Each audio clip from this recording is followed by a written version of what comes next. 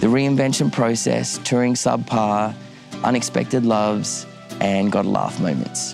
Dubbo and Bathurst. The Hey Hey It's Saturday show aired to almost 3 million people per episode. I was on there at least 14, 15 times, but after a really long break, I don't expect any of those people to come to my show because there's not a reason outside of curiosity to buy a ticket unless they're following what I do.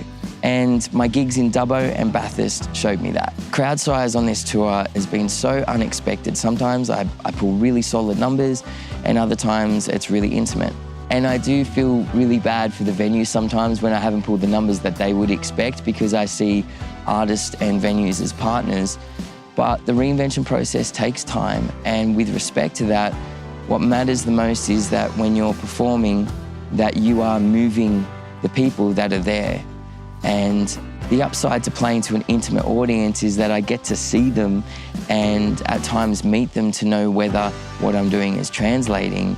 And at Dubbo and Bathurst, there was so much heart and only good vibes, beaming eyes that made me feel like, yeah, this is something that I can build from. So I'll definitely be returning to Dubbo and Bathurst, but I also want to bring a workshop that focuses on helping people overcome anxiety, particularly in the performance space. 5 gotta laugh moments. 1, the elf donkey moment. I didn't know they were called, what are they called? Shetland pony. Elf donkeys. You used to be able to call them that. Now you gotta call them Shetland ponies. 2, when you're traveling on the road, you visit destinations where you're like, what's the name of that town? We discovered a place called Cumnock. I think it's called Cumnock. I don't know. 3, more audience wars. So there are definitely 2 distinct types of people in my audience, and they both want to take in the experience passionately in different ways. Some people just love to sit back and take it all in, and others want to get amongst it and they want to film it, and they're letting go in different ways. They do not get along. Just a line of sight. Turn your torch on, quick. I feel really sorry for both parties because they're not trying to hurt anyone, they've just got different ways of enjoying the experience. I was literally stuck in the middle on stage between one type on the right and the other type on the left, and they're literally ping-ponging insults to each other. 4, I don't know what it is about Bathurst and Dubbo. The venues and the accommodation, mazes. Like, I got so lost, often. 5, taking a nice leisurely stroll through the Blue Mountains.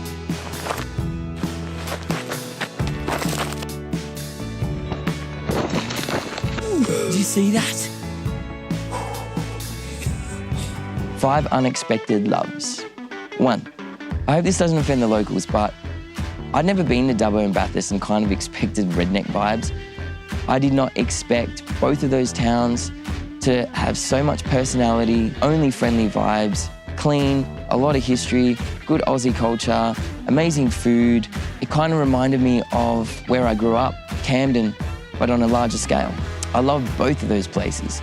2, I didn't realise that you could actually drive around Mount Panorama. So we're smashing it at like 55 kilometres an hour in a Hyundai iLoad. And I now have a newfound respect towards these drivers that are easily doing a good 400, 500 kilometres around those bends. I mean, the talent, and I didn't expect the views. Beautiful. 3, we finally get some dudes up on stage. Every gig, I try and get somebody from the audience to play some tambourines or a Man on Fire. We get dudes up. Thank you. I'm still okay with the girls coming up as well, so don't let that deter you. But, you know, I just want to include everyone. 4, Cumnock is a really strange place to call a town, but you redeemed yourself by all these cool random sculptures out front of people's houses. And it kind of reminded me of the sculpture that we found that was the cover of our Broken Lions single, Biker Bob. 5, we picked up a new roadie, free of charge. We named him Quackmire. The Blue Mountains. On the way back, decided to go for a 15-minute walk that turned into a 2-hour-long walk. Absolutely stunning, and it was just what was needed at the end of a big weekend. The last couple of years of touring taught me that it's not good enough to just follow the schedule. You got to take the time to create those memories, to give yourself those special moments that fill up your happiness tank. On this tour in particular, I'm making a point of creating space to be able to enjoy those moments. This weekend was also a reminder of how you treat yourself when you're feeling subpar. I was approaching these gigs, having a cold, losing my voice a little bit. Mel was subpar as well. And you got all these pressures and you've set this bar as to what's acceptable, particularly in the world of performance. And if you fall short, it's easy to just hate on yourself and to get frustrated. But along with that frustration comes tension, and you do inhibit your body's abilities to naturally heal. You slow down that process. So giving yourself that sense of love and compassion with an air of faith is really, really helpful. And it also just makes the experience way more enjoyable, because the reality is you get through it, and it might not be up to your standard, but you do get through it. So getting to the other side of this weekend gave me all the more confidence that I'll be able to handle these challenges in the future, because they will pop up.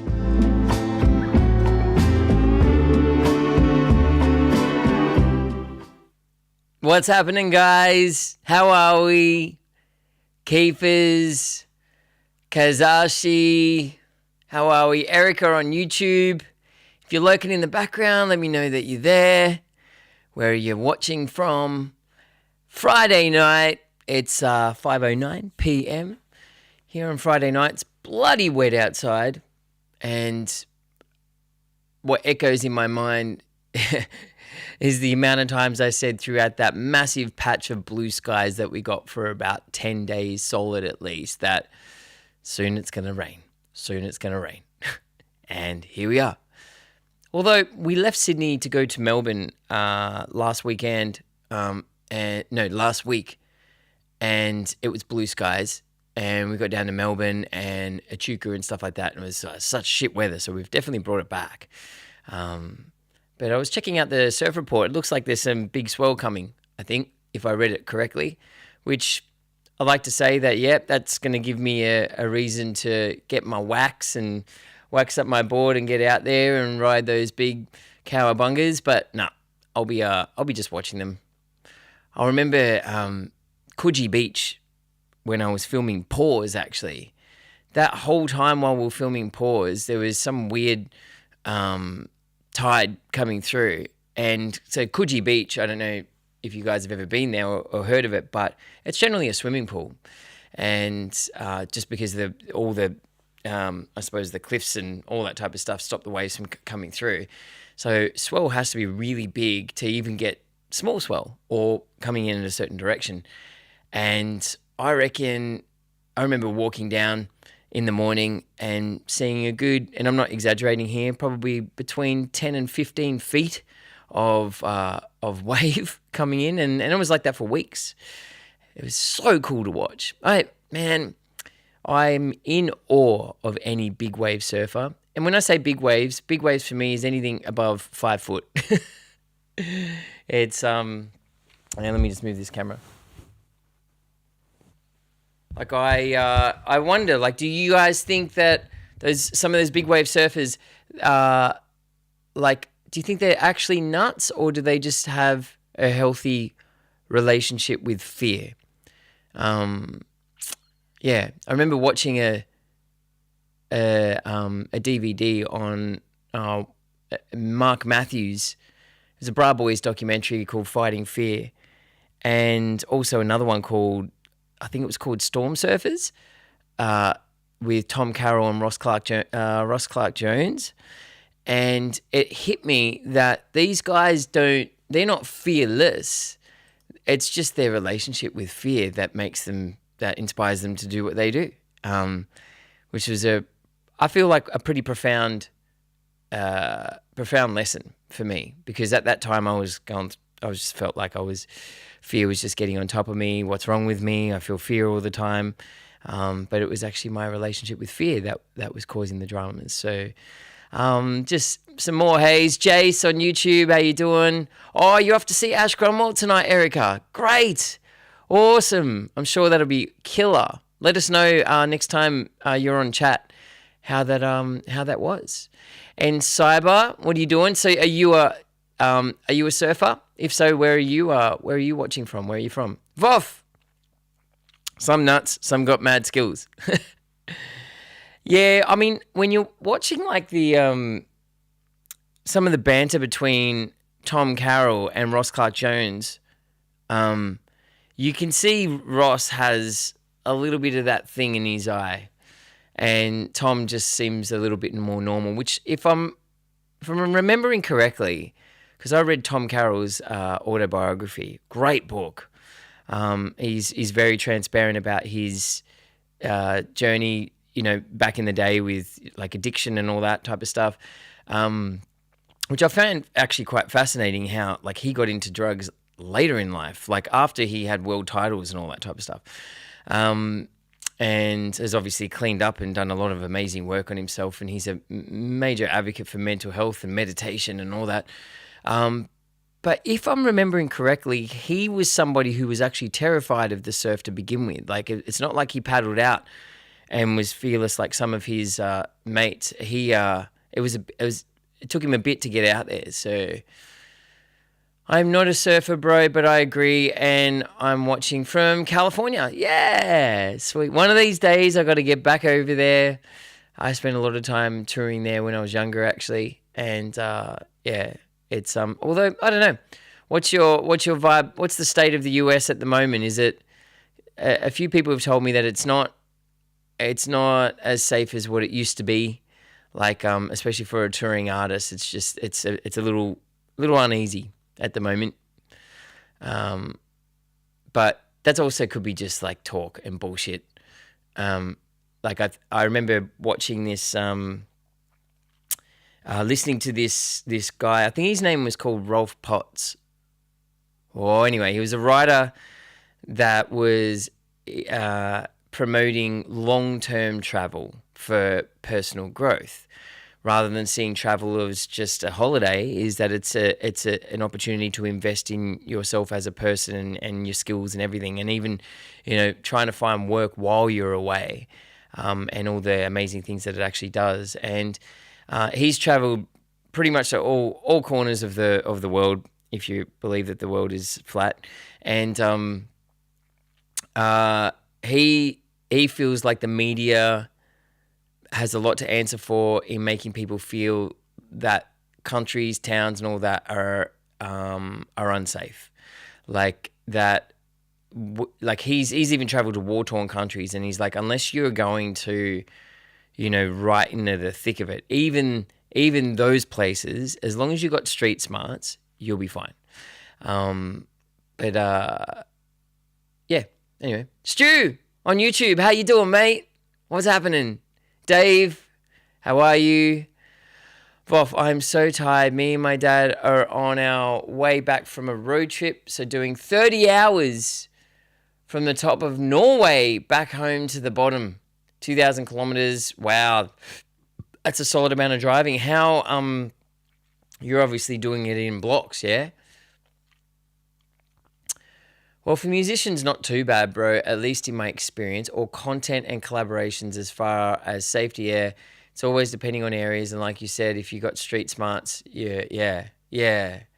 I tell you what, the type of crime over there, like compared to Australia, that like, and just like, because when I was, because I spent a lot of time there in the 90s, and we arrived, our first experience of LA was, I think it was like, it's just after one of the earthquakes and not too long after the LA riots. And I was just blown away, like, because like here in Australia, we don't have guns. Like, you need licenses and permits and all sorts of stuff, and a good reason to have a gun. And so it's just not a common thing, right? I'd never seen one in my life. And I just couldn't get over how open everybody was. This was in the 90s with guns. Like, we'd rock up to the shops and we'd just see a couple of dudes get out of the car, reach down, before they get out of the car, reach down under their glove box, pull out a couple of pistols, put it in the back and get out and just go for a walk and watch somebody just pull out a pistol and go and rob a liquor store. And it was just, but weirdly kind of felt a bit safe still. I don't know. Maybe it's because we just felt like we were on the outside of it all and not really involved. Almost like, or maybe the safety was just an illusion because it was so unbelievable to watch that it didn't even feel real. You'll be careful because most will try to use you. Yeah, rare to find a gem who puts on and tells you everything they know. Put you. Yeah. Anyway, what brought you to this channel? How'd you find it? Stu, rage and anger is my gaming style. Yay! Well, yeah, that's what this stream's about. In about 10 minutes, 10, 15 minutes, Smak's going to be here. And we're going to do our, one of our favourite sort of session that people are really enjoying called Smak Nats Mixtapes, where we've got 5 songs each that we play each other. This is not performed because we're not performing on this stream. It's just like off Spotify. And then we tell some stories. And the theme for this stream is rage and anger. So this will be a fun one. And I got to admit, these days not too much makes my blood boil. Like I get angry about things, but it's not like what it used to be when I had it. Like I do have that hot-blooded Italian temper that my dad has, where I can see black after a certain, after I've been pushed. But I've done a lot of work to work with that. But there's not too much that gets me proper angry. But recently I am having to deal with it, with some shit that's going down in my fairly close community. There's a particular person that is hugely triggering and is causing problems and damage and is really testing let's say, vengeance is not the answer. But it's there. It's there. And I have to properly deal with it, because I know it'll just make matters worse. But we've got a lot of stories from the past. And so, yeah, it should be a fun and interesting stream. I'm kind of curious as to what type of stories Smak is going to bring us, because I feel like, for those of you who've seen Smak in real life or even a bit on stream, I feel like there's a bit of nuts behind those eyes. What do you guys reckon? Oh, you like the Muddy Cavalieri versions? What's this of? Oh, hang on. How do we purchase the songs you mentioned recently on Patreon or something? Yeah, I haven't got them available yet. I've still got to finish. I've got like 2 or 3 to finish, and I can't finish it because I cut my finger open this afternoon, and it just won't stop bleeding, and I don't want to. That finger, for playing guitar. I'm gonna have to finish that next week, and then as soon as Patreon is launched, you'll be able to listen to them. So, but we're still a while off. We've still got a little bit. So I'm really hoping that within the next couple weeks, they'll be all available via Patreon subscriptions. So, Womhoo, how are ya? What's happening? When Smak's alone, I'm sure she rages about stuff, I reckon. Hey, Justin, what's happening? Super Glue Trip, the Stevie Ray Vaughan Super Glue. Yeah, you know what? How's this? So, did you guys know that super glue, they use that shit in hospitals? Did anybody know that? Oh, Smak's a bit of a babe. Don't tell her I said that, though. She might think I've got a crush on her. Did anybody know that, though?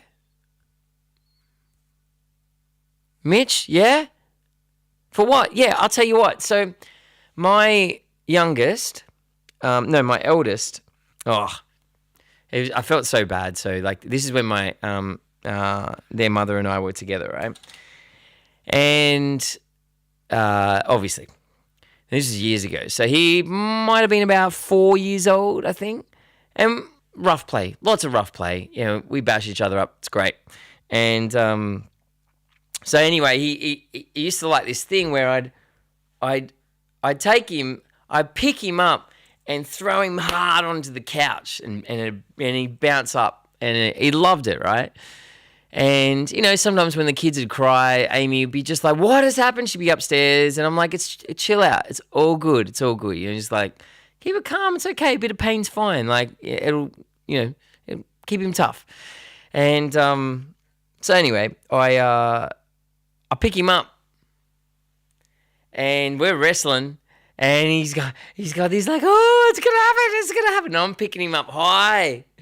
And I throw him down on the couch, but I overshot, and his head went smack onto the wood, the side of the couch, and he absolutely screamed.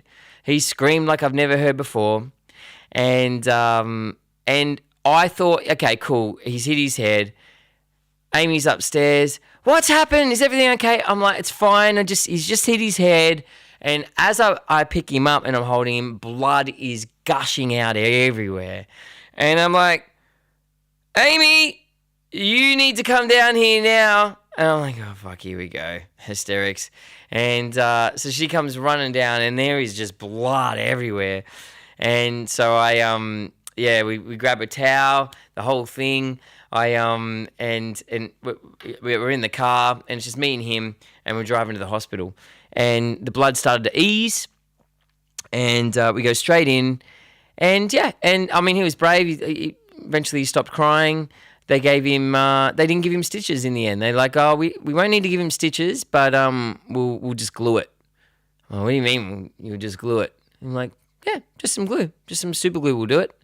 And I watched them, and they pulled out super glue, and they're super gluing it and putting it together. I'm like, is that some sort of medical grade super glue? And he's like, nah, you can get this stuff from Bunnings. I'm like, what? He's like, yeah. So all this time, I thought Stevie Ray Vaughan was like a badass. Man, that guy puts bloody super glue in his fingers so he can keep playing guitar. What a badass. Nah, he's just using what all the doctors use. So how about that? I got super glue on my fingers from gluing down the Tolex on guitar cabs. Oh, really? You saw Stevie twice?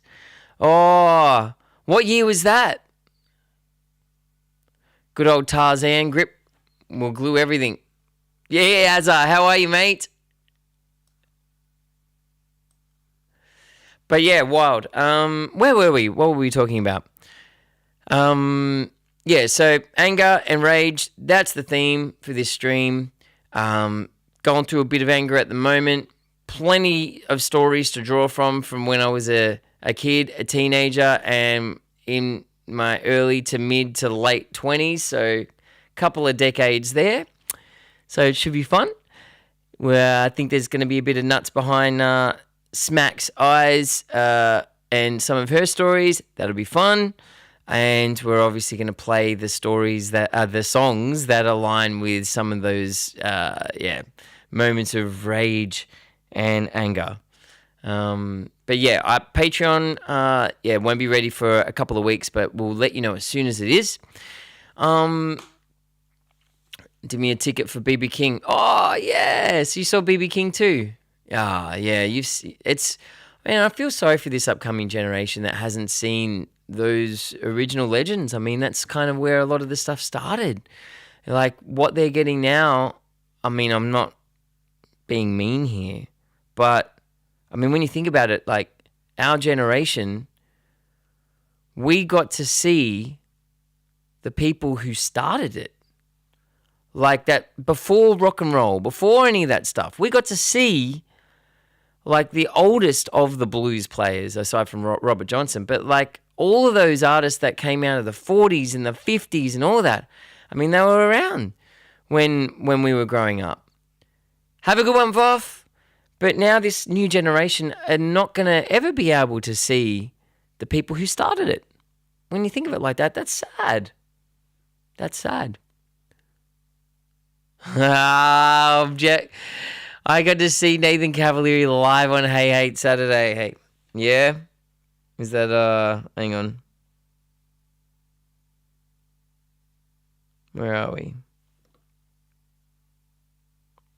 Great players there too, yeah? Yeah, This guy. like Steve Morse was there, Frank Mbali. You got to meet all your greats. You've got a little bit of footage here. I don't know whether you can see over the desk there, but there's that's you going for your life. Yeah. Can we bring the sound up and have a little listen there?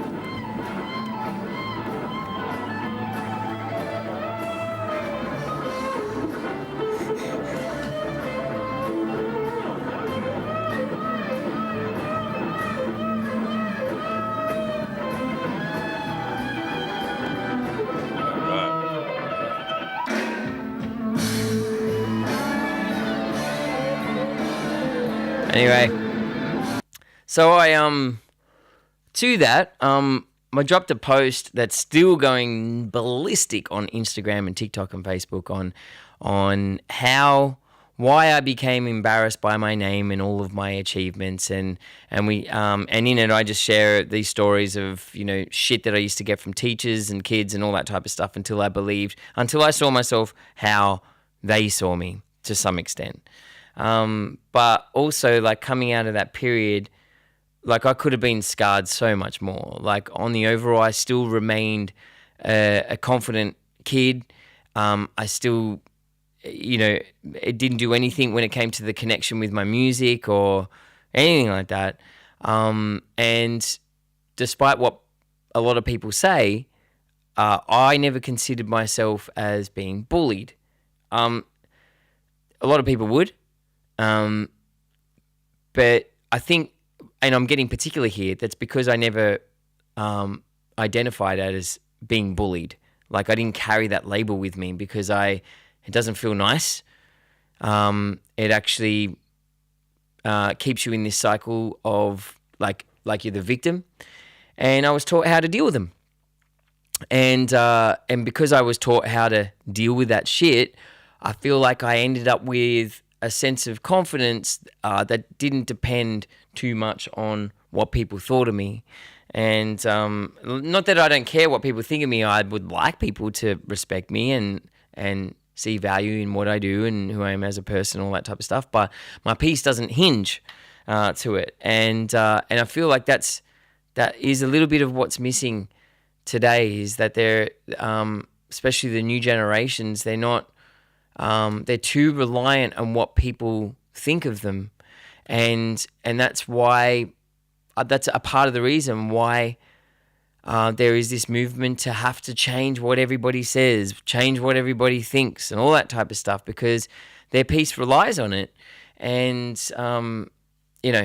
so what I'm doing, because I got an overwhelming response of people who were showing love and support, and also they were talking about how, they have kids or they know kids that are getting bullied. They don't know how to help them or whatever. So for this next week, from Monday, for just 1 week, through my mailing list, I'll be sending emails out that share my philosophies, the things that I was taught in how to face these situations growing up, because they didn't just help me get beyond those situations, but they gave me tools and skills that I've used still to this day. Like, it ended up being just like any shit that we go through and then come out the other side, you end up with, you end up stronger for it because of the things that you've learnt throughout all that, all those tough times. So, I want to give you guys the link, because if you're interested, or you know anybody that is interested, please send them this link, because I'm only going to offer it for this next week. Where are we?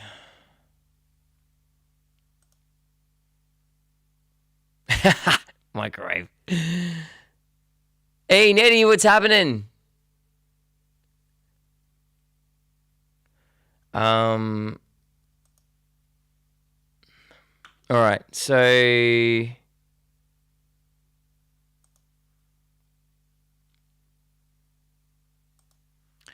if this is of interest, so basically if you've got a kid or you know somebody that is having problems in the schoolyard, that's getting bullied or any of that stuff, sign up to the mailing list. That's the link in chat. I'll give you one on YouTube as well. And but it's only for a week. I can only focus it on a week. I was put as much of what I know and what I've learned in these emails, and hopefully it'll help. So I would also say that there's a lot in this for adults too. I think the adults will get something out of it, because the reality is that, you know, bullying it happens, like bullies are not always just people. They're things. They're life situations that keep trying to drag you down. So yeah. Anyway, that I don't know. Do I have any mods on Twitch that can turn that into a command? I don't think I have any mods on Twitch at the moment. Smak's turned into an entertainer. She's too good to be a mod now. You can do it by yourself. How do I do it? How do I add command? Can you tell me what to do, Keevers? Also, parents don't normally acknowledge their bully children because they can't see that their angels do anything wrong. Yes, actually, I've got something to say about that. Hang on. How do I add command?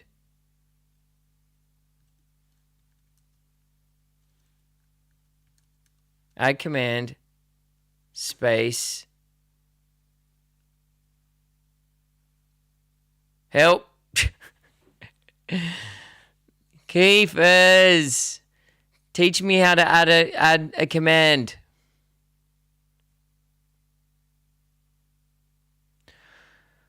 School bullies aren't nice. I remember what that felt like, being bullied at school. Yeah.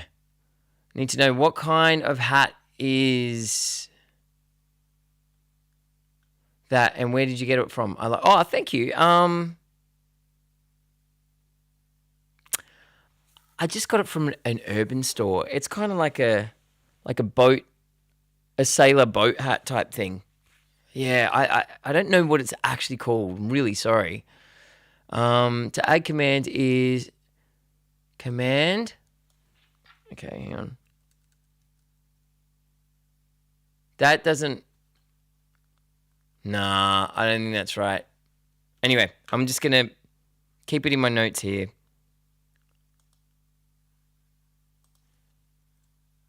Here we go. It's a Brixton, but I think that's just the I don't think that's the style of hat.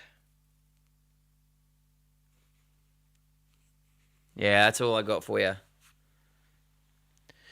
Well, that's okay. Hang on, I'll share a little bit of Brixton. That's correct. A little bit of the stuff that I cover in this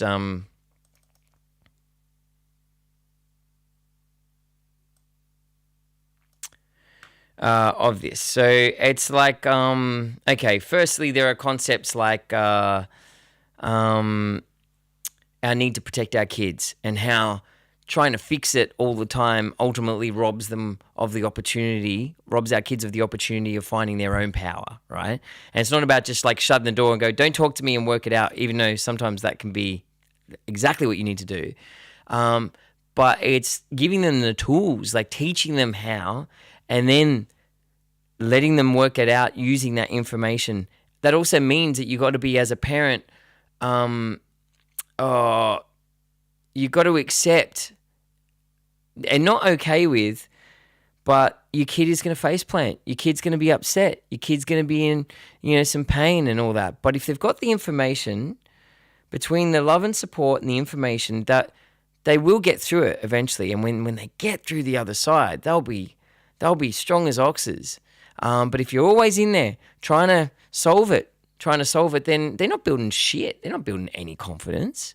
I mean, the next bully that comes in to their lives moving forward, they're gonna crumble. Like they're gonna expect somebody else to fix it, or an outer situation to take it away. I talk about what else?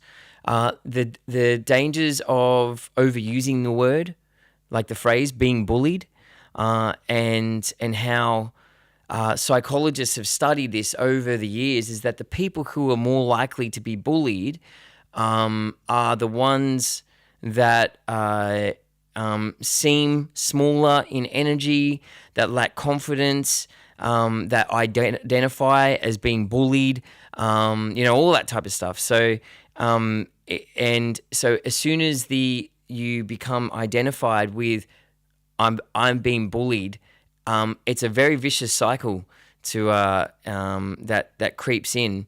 Is that the bullied are generally more bullied because they're easy targets, and then they're stuck in that cycle, right? The ones that are least likely to be bullied are the ones that are more confident in themselves, right? And therefore don't feed it. And I tell stories about that. Also, like the dangers that come from when you are being bullied and you identified as the one that's being bullied, and that is your belief, you start to see the world in that way. And you come up with all these like these illusions and misassumptions of false assumptions of what people think of you. And so I share stories about that. I also talk about helping your kid how to deal with the actual emotions that come with being bullied, whether it's fear, embarrassment, sadness, anger. All this is also to help break that cycle that that kids often get stuck in when they're being bullied. Helping kids deal with fear, a deeper look at fear. I talk a lot about fear. I talk about how to carry yourself and how that affects social interactions. I talk about what happens when it all goes south, and the part that I'm going to be writing soon, like sensitivity, confidence, anchoring to your child's spirits, and then when things get punchy, I'm going to get into that as well. So, yeah, Axe, what's happening? Yeah, Gully. So if you're interested in that, this is again 1 week only through the mailing list. I'll be sending out emails that share my philosophies on how to deal with bullies in the schoolyard if your kid is having issues. So, but only for the week. Yeah. Stabby, what's happening? How are you? I hope you and your family are doing good. Big hugs to all. You're gonna love if you're gonna stick around. You're gonna love this this stream on rage and anger. Oh, Keefers. No, if you go believe he's gonna suck my dick. 3 weeks. Yeah, you're gonna give me another tase. You're gonna wind it up this time. Or you're gonna be a little punce like you were last time. Hey, Willow Falls. I learned Zendakai to defend myself. I remember getting graded by Mark Lizotte, early 80s. Graded by Mark Lizotte in the early 80s. I never knew Mark Lizotte did martial arts. Is that true? He's never told me that. Nightbot is a...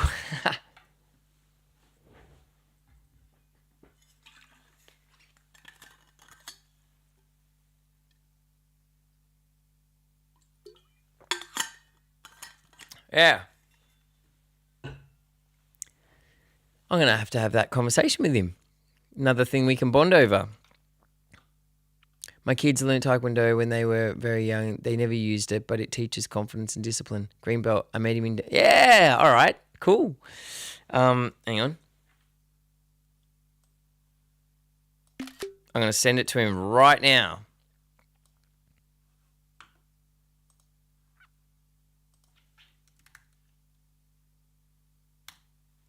Here we go.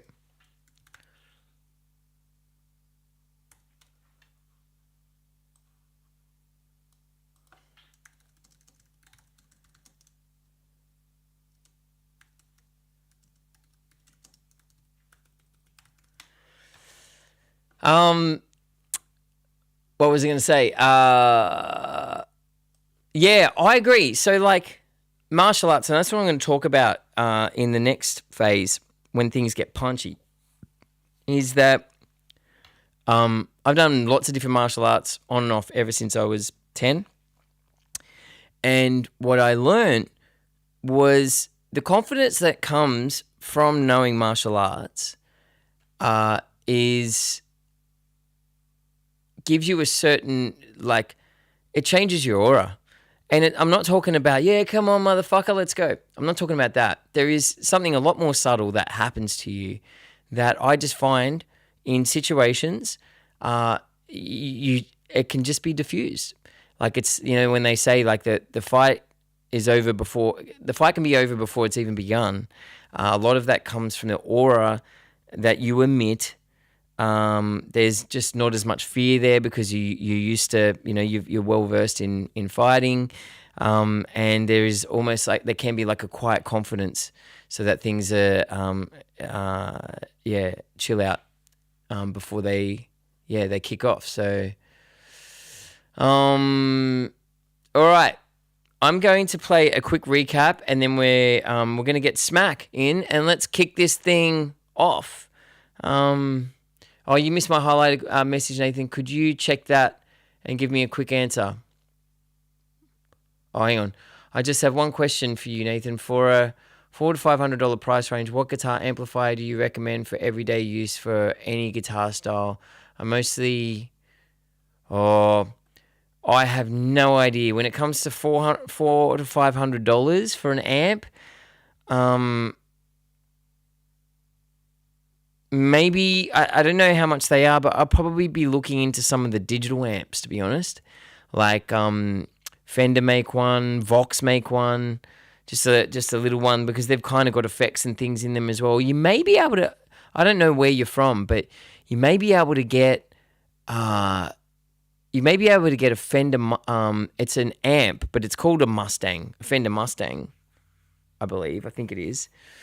It's an amp though, not the guitar. And that has lots of different amp models. It's a great amp, digital, but it may be a bit more expensive than that. So can't fully help you, hey. Once again, you popped up on my YouTube as I was watching YouTube videos about various things. Oh, thanks, White Rabbit. Good to see ya.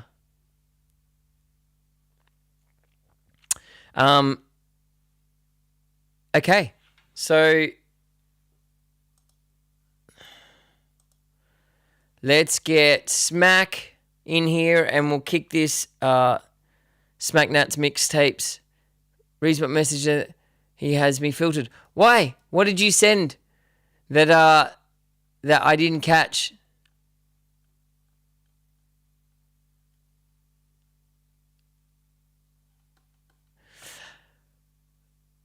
All right. Let's see. We want Smak.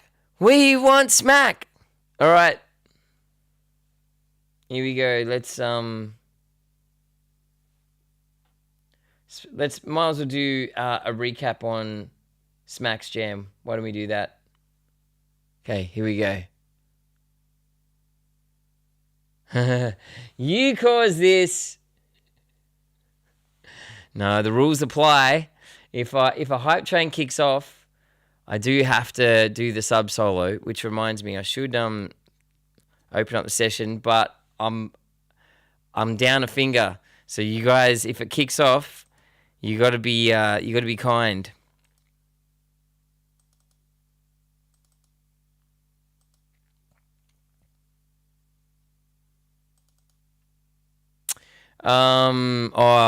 Fender Princeton. There's a JTM 45 back there. Marshall. There's a Vox AC50 bass head. There's a Vox AC50. Did I say that? Vox AC50. Yeah, 50 bass head. There's a PV head. There is the Fender Toemaster Deluxe. There's a real, the analog old school Deluxe. There's a little Fender Pro, which is cool. Yeah, got a few things. Wrong place for kind. What? Oh, yeah. Yeah, I know. Well, whatever it is, If I'm going to be in pain, it's going to cost you. I mean, I'm loving the Toastmasters. They're great. Yeah, the Toastmaster Deluxe, superb. Because I actually like that. It's the digital, it's like, especially live. Fender Twin's too loud for me. It's too much because I like to drive my amps and your ears are bleeding when you have to crank a twin. But they're good on big stages. Correct, Sammy, yeah. Yeah, and I bet you it's not clean either, Stabby. All right, I'm just loading up this session, just in case you guys want to torture me.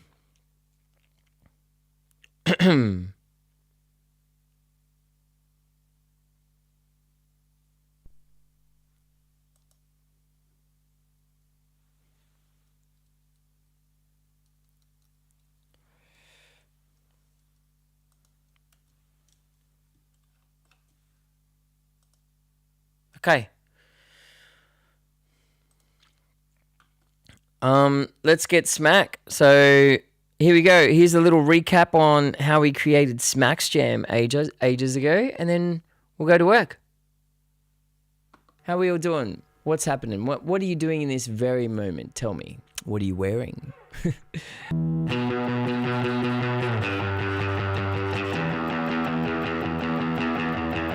You want me to keep going with that?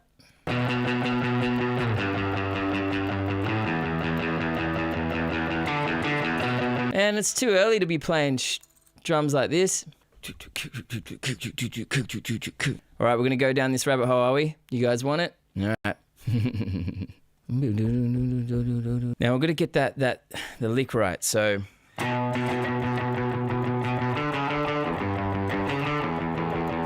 All right. Shit. Let's do a quick one. Fuck yeah. Oh, my wrist already. Hang on. I'm obviously not a punk guy. Need more click. Turn up the clickers. Damn it. I want to do a blah at the start, and then we start in. I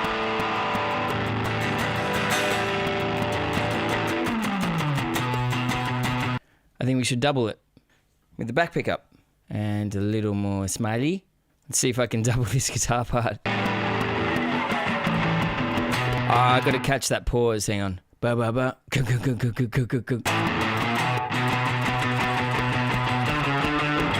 Bass. Oh shit, sorry. I didn't even think. Well, we're playing rock now. Best thing I've said all day, huh? Come on, bitch. Let's go.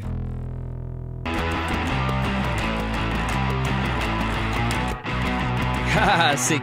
I love that. That's totally Queens of the Stone Age. Dung, dung, dung, dung, dung, dung. All right, let's play it.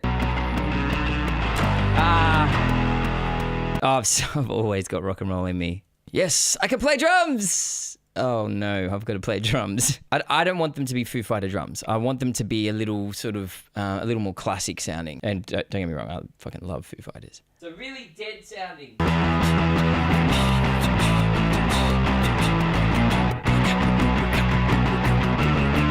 I'm not even playing drums and I'm puffed out. A guitar player trying to play drums.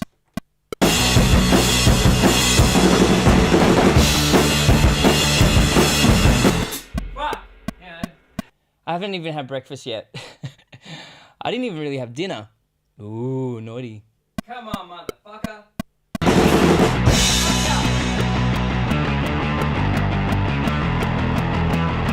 I need Liam Finn. Not the fastest with my right foot. Pretty fast with the right hand, though.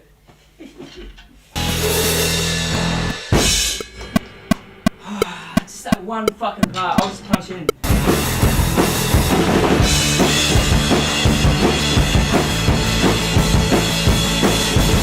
If it's not right, Pro Tools is going to make it right. Very hungry. I don't even know what I played then. That's pretty good. Once more for the dummies. You feel attacked. You know those sayings that you just kind of grew up saying, and then you actually, when you think about what it actually means, or like, it's fucking terrible. Oh, I will not be saying that one again in public. I vote sloppy start. What do you reckon? All right, I'll leave the start all sloppy. I actually like a sloppy end too. That's cool. Dirty minds, all of you. Oh, hear the difference between when it's spot on, right? This last accent, pay attention. Okay, versus the drums being a bit later. How much weight is there? Oh, yeah. Blah. There's a difference between bah and blah. I'm a bit jittery. Okay, now I reckon it needs one more guitar. What do you guys reckon? Let's see what happens.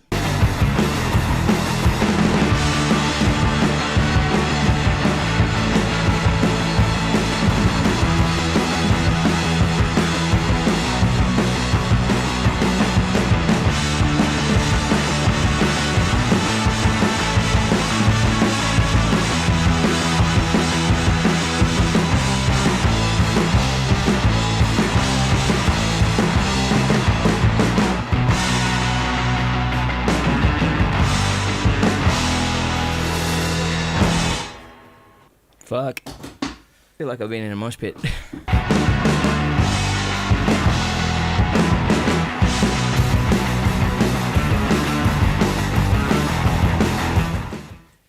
Hey, what's happening? Is that Smack Jam? That's Smack Jam. Hang on. And as usual, hang on. We got the tuck shop mic. Oh Yep. no, it's not anymore. It's not the. Yeah. Do you miss the tuck shop, mate? I do a little bit. Can you guys hear Smack all right? Hello. No more tiny Mac for... No. Yeah, we've got a nice big one now. One of these days you'll get this special one. Yeah. fancy You got to one. be a regular on here, though. So this is your first on YouTube and Twitch at the same time. Oh my gosh, this is gonna be interesting. Yeah. Hi everybody. You brought red. I got red. I was gonna bring whiskey because it's a little bit of a punchy stream, but Punchy stream. I kind of forgot. Cool. I'm If I'm keen. being honest. Red works. Red works. Hang on a sec. I thought I heard some crackles. Or maybe it's just... Oh, it's doing that thing again. It wasn't Just don't doing it touch it. during the... Stop touching it. Okay, stop touching it. Cut it out. Cut it in. Okay, let's talk shop later, Sammy. We're gonna... It's time to get angry. Let's get mad. Oh, man. That microphone... I've got to swap the microphones, hang on. Yeah, we're not having that. Oops. Oh. Might have to put you back on the Let's try this one. Hang on. Unfortunately, no. Hang on. I had a sneaky piece of pizza before I came here. I'm paranoid about like pizza in my teeth. Let's see. How's that? I don't know Is whether... that working? Yeah. It's a different mic, so... Check 1, 2. Can you speak? I can speak. Can you hear me? La la la la. Yeah. Yeah, no? It's a dynamic. Fuck, What how are we going what to does do that this? mean? It means that it doesn't... You need to be a bit closer to it. Sorry. Close. How close? Yeah, that works. I'm not going to sit. That's a bit annoying, isn't it? Can you turn me up? You're pretty cranked. Oh. Hang on. Can you guys hear... all right, she's quiet, is she? All right. How about that? How about that? Cool. Is that better? Yeah, I think that works. Oh, we got an Annie raid. Raid. Sweet. Annie Burbank piano. How are we? We good? Thank you for the raid. Ding dong. I hope you had an amazing stream. We are just about to hook into something that we do every now and then. It's a little bit different. The amazing Smak is here, is joining us on stream.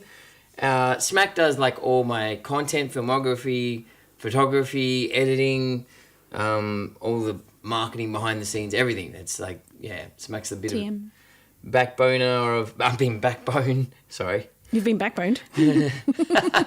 I'm your backbone. Of this enterprise. And I'm all the things. yeah, all of the things. And and so anyway, what we're going to do on stream is All we've the got actual 5 songs each. Smak's got 5 songs. I got 5 songs to play, like just on our streaming service here, and some stories to go with it. And the stream, the theme for this stream is anger and rage. Raw. Yeah, and speaking of anger and rage, I mean, we're talking about that type of Wow. anger and rage. That's my youngest. No, my eldest when he was really young. Like he inherited that rage. I was like, Oh. So it's like it's a good scream. It's like Mike Patton scream. dude. Yeah. You should sample that. And anyway, how was your stream, Annie Burbank? Oz Gaming, what's happening? So I compromised. I brought whiskey glasses for the wine. That works. Okay. All right. Sorry. Oh yes, lovely. Thank you. Ew. Lots of cool tunes. Amazing. I'm guessing it involved a piano. Just a wild guess. See you, Erica. See Erica. Enjoy. Erica's going to see Ash Grumwood. Oh, cool. Have fun. Yeah. Glub glub glub glub. Yeah. ASMR. Ew. There we go.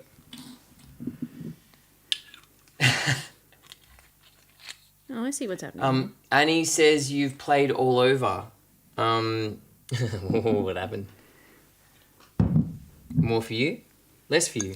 Yeah, in what sense? God Dread. I've been around, done lots of gigs. Yeah, spent a lot of time in the States, and I'm obviously based in Australia. But yeah, if you want to know a little bit about me, go and check out Oz Story. ABC did a short documentary on me, which is on YouTube now. And and also on a side note, which I mentioned earlier, for this next week, so from Monday through to Friday, I'll be releasing emails. Like, I'll be sending emails to my mailing list on the philosophies that helped me deal with bullies when I was growing up. It's a big part of my childhood, unfortunately. There's lots of people out there that have had those experiences as well. So I truly believe that if you learn how to deal with it, you end up with skills and a certain type of confidence that you will use forever. So that's the sign up. Go and check it out if you've got a kid or somebody who's experiencing it. Just this week. I'm only doing it this week. So, Horse, what's happening? Cheers. Here's to anger and rage. Huzzah. Up you gets. Up your guts.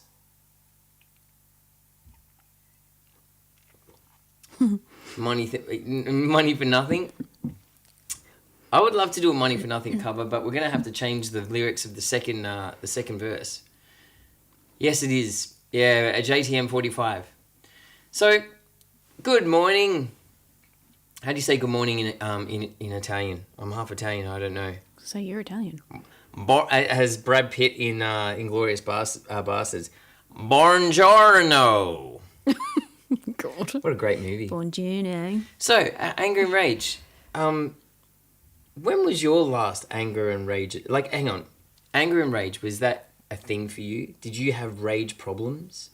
I did. I was. Really? I had a little punchy. I call it my punchy era. What age was that? I bet you I can guess. Go on. I'm going to say probably from 14 to 19. Close. Close? Close. Not quite. It's probably my real proper punchy era. Like, I had rage for a long time, but my punchy era was probably between 18 and 20. Oh, yeah. It was my peak punch time. That makes sense because your rage hasn't been suffocated by the adults anymore. You can do whatever you want. Freedom. freedom to punch whoever the So fuck you I had want. how many Just walking years? down the street, just punching people, just like fucking. So, we're not always proud of what we've done when we're being angry, especially in those years, hey? No, I have many moments where I'm not proud of things I've done. Not even that long ago. It's still continuing. Speaking of rage and anger, you had an incident down in Melbourne. I did.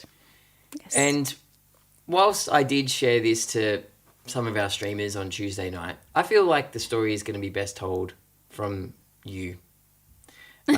So do you want to tell it again? Because there are Oh a my significant God. amount of people that weren't here on Tuesday night. That missed the Let's go. gloriousness of my weird encounter. Because it was flipping weird. Use So- accents. Okay. We need reality. Okay. Yeah. I'll do my best. What did I do? I did a few things.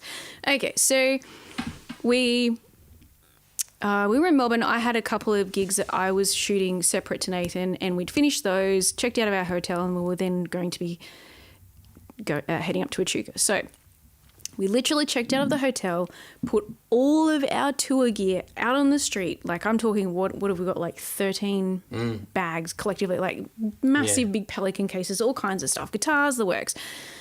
So I'm literally sitting on these cases while you walk up the road to get our hire car. You had your own troubles with that. That's another, like, you had a little side quest happening there. So it's cold and freaking miserable in Melbourne. It was like, what, 5 o'clock in the afternoon? Yeah. So I'm just doing some social media stuff, literally in a hoodie. I've got the hood over my head because it was kind of drizzly and annoying rain. Minding my own business, doing the thing. Like, constantly there are taxis pulling in front of me going, "You want a taxi?" And I'm like, no, it's fine.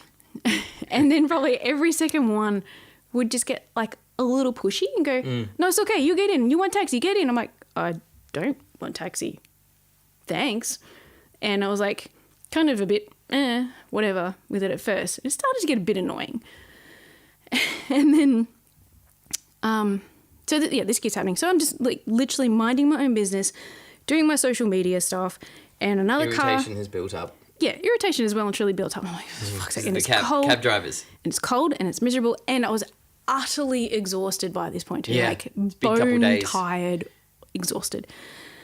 And so another car pulls in front of me, and as I do, I just kind of casually look up and go, "Oh, it's not a taxi, that's nice," and go back to what I'm doing. Like, that was literally it. I went and looked back. And then this girl, who I would say, after the fact, I realised was probably, maybe early 20s at most. Oh, yeah, her punchy years. Yeah, so she's in her punchy era too. It's a great combination. Some of us haven't outgrown our punchy era. Anyway, she walks in front of me to go into the car. Same thing. I just kind of look up, as you just mindlessly do. Like, collectively 3 seconds of my life this is consumed. Like, it's a nothing thing. And as she's getting into the car, she looks at me and she goes, I got to channel the Bogan voice. "You staring for a fucking reason or what?" And at first I'm like, what? I was kind of taken back, and I thought it was quite funny. I kind of giggled like, okay. And then didn't sort of say or do anything because I just thought it was hilarious. And the person driving is then, like, once she's in, they've sort of got they're trying to get out. Like, it's peak hour, so like sitting there for ages. And then she just sort of looks at me and goes, like, this is like real 5-year-old, like, when you're staring at. Yeah, So I'm yeah. like, I just did it back. Yeah. So I went, because I'm like, and I'm going, what is happening right now? What the fuck? This is so bizarre. And then she pulls an amazing 5-year-old like this. So I'm like, Oh, wow. I've got one too. Like, that was all I did back. And I'm still going, what the fuck is happening? What did I do? What did I miss? Like, this is so bizarre. And then they're finally he starts to move forward a little bit. She puts her window down and she actually has to, like, I feel like maybe she put the back window. I don't know. It was weird. The back window. Because she had to That old really chestnut. lean back. And she yells out to me just as they're about to, I haven't fully pulled out, but they're about to. She yells out to me, "Have fun waiting for the bus, fatty." And I'm like, Fatty. so there was like these two sides of me, like it literally split clean down the middle. One half thought it was the funniest thing I'd ever heard in my life. And like, who says that? And then the other half of me just went, "You said fucking what?" Yeah, because And you've also had an snap. hour of dealing with fucking Yeah. taxi cab drivers in the freezing cold, and I'm at my limit. And so then which one won? this half, I had the two little angels pop up and the little demon won. So then the little demon, without batting an eyelid, or even thinking twice about it, just comes out and says, Yeah, and it really is like something that comes out. It's not something you even think of. It's There was just like no the words have conscious just thought. gone, whoa, like you're possessed. "Yeah, totally." Like it just. What did you say? It just like channeled from somewhere. Like I didn't even give it a thought. Go, what am I going to say to this bitch? Like there was a flash fleeting thought of, do I open this car door and pull her out by her stupid fucking hair extensions? Yeah. Or what do I do here? And but no, instead the evil thoughts won. And I said in a not so jokingly way like I am right now, but what did I say? I said, more fun than fucking your dad last night. Just as they drove off. And then as soon as I said it, I went, oh shit, she may very well be the type of person that's a crackhead. Stop the car! Stop the car! I'm going to teach this bitch a lesson. So I actually turned my phone off and went to put it in my back pocket thinking I'm going to have to get up and do something here. But they kept driving. Thank God. Yeah, because the driver, I reckon, was He a was dude. oblivious. Yeah, He was a dude. oblivious. He's probably He was a going, what people the eater. hell is the matter with you? Yeah. Either that or he just like didn't hear any of it and just Yeah. kept driving and whatever. And yeah, and she's Wow. just like, But yeah. do you feel like, because I've been in positions where something that shouldn't get under my skin because it's so trivial has gotten under my skin? Like, did it feel like that? Where it was It just didn't like initially. afterwards you were just like, oh, why did that get me so much? It didn't initially. It actually took a while because then not long after that, another flippin' taxi driver pulls in and there's like rinse and say, I'm like, oh, for fuck's sake, not this again. It's like rinse and repeat. And I think that's when I called you going, how much longer are you going to be? Because fuck, the world has just gone upside down. But I was still, I think I was just in disbelief, like at the whole thing. I think I sat there for a minute just going, what the fuck just happened? Yeah. Is there a camera somewhere? Like what? Because it was so out of nowhere. It was so. God dread. Sadly, hindsight is 2020. yeah, that's true. Yep. And so you would have been on guard for how long? Like just wondering whether they're going to do the block. I was, yeah. I Yeah. watched them for a while and they kept driving and then it was fine. But then, as I said, these taxis just kept coming in and doing the same thing over. And then, like, there was one guy who got really, really pushy with me. So this had happened now. So I'm like, back it up a step. I slowly start to go from, haha, that was the most hilariously bizarre what the fuck moment of my life, to, fuck that bitch. Yeah, I'm gonna yeah. fucking track her down. You stewing it afterwards for a while because Oh, you I were did. I in the did. car, like, because then we were driving It was to a Echuca. delay. It was like this we were really well delayed. Driving to Echuca, and I'm like, wow, yeah, like we talked about it for a while, and then I think there was not really anything within the first hour of that happening positive to balance us out. No. Because it was exactly. like, we didn't know whether we'd be able to check into our accommodation. We didn't hear back from the it was just agent. a whole The weather, the snowball. trees were horizontal. We had this like, I'm just like, then we fuck Melbourne. found this Fuck Melbourne. burger shop that was awesome, but then was playing really loud hip hop music, but not the Shit. good type of hip hop. It was just that bitches, It was just bitches. like, it wasn't even white noise. It was just obnoxious Yeah, noise. it was obnoxious. It was like, shut up, you dumbass. Like, come up with something a little bit more intelligent. Bitches, sucking dick, bitches. Like, come on. Oh, sorry, you've tuned into the wrong type of stream if you want me to watch my mouth. Yeah, all rage that and anger, rage. Dan. Rage and anger. It's written on the box, man. It's like me complaining about Echuca Winter Blues Festival that it's cold. Which, by the way, at that festival, I mean, it was a great festival, but talk about choice of people's wording. Like, we went to a lolly shop. We found this amazing lolly shop. How good was the lolly shop? Like, it was nostalgia. Like, all of the nostalgic lollies that you don't think exist. It's like I remember going to a festival in the late 90s that I was playing at in Switzerland. And I'm like, wow, all these bands that I thought had stopped touring are still around. Like Ugly Kid Joe, he's still around. Like all these bands. Like, this is what that lolly store was like. It was like Warheads so and good. Fireballs and... It's like all your childhood. Yeah, all So of it. good. So good. Coconut Rough and all the stuff in the 70s and the 80s and everything. And this, we And running... some hilarious 18 plus novelty lollies. Yeah, boob lollies. Lots of dick lollies. Lots of dick lollies. What is it with that? Like, were you guys like... It's... I feel like you guys... hang on. You guys? When I say you guys, I mean like Those who like the peen. penis monopolize the lolly section. I mean, I suppose it makes sense. It's like a lollipop, so I mean, you can't really have a lollipop minge. Minge? Did I say minge out loud? You did. You I just meant to said say vajayjay, but that's hard. How do you shape a vajayjay into a lollipop? So it doesn't require as much imagination to create a dick lollipop. I That's probably guess. why. Maybe. But boob chocolates, they're everywhere. Really? Oh, they wouldn't know. Yeah. I mean, interpreting this to mean Nathan left Mel out in the cold streets waiting because he was caught up at the candy shop. No. So, Yeah, you just ditched me for the lolly shop. yeah. But no, this like lady, this guy, this couple comes up to us who are boomers. Boomers? Oh, yeah. Yeah, boomers.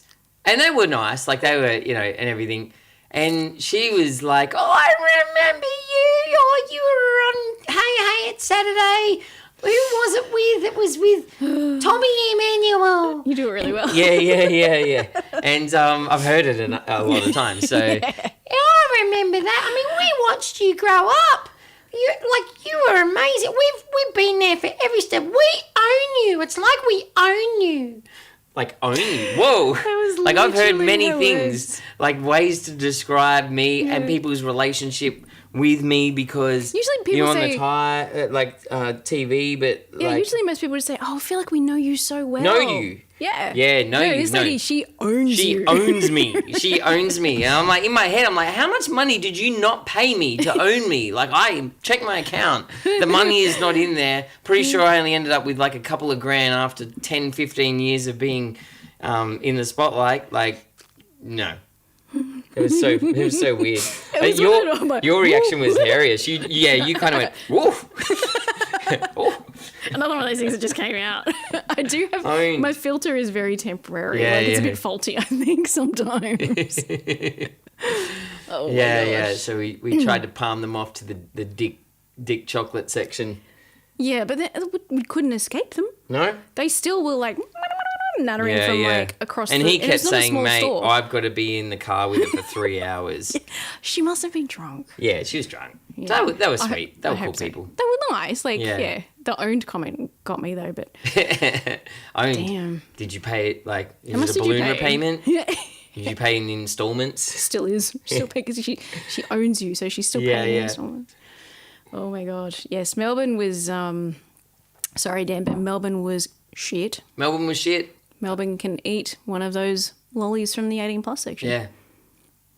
A big fat Yeah, one. Melbourne's changed. Yeah. I feel like you guys haven't, bounced back from COVID. COVID did you guys rough, man.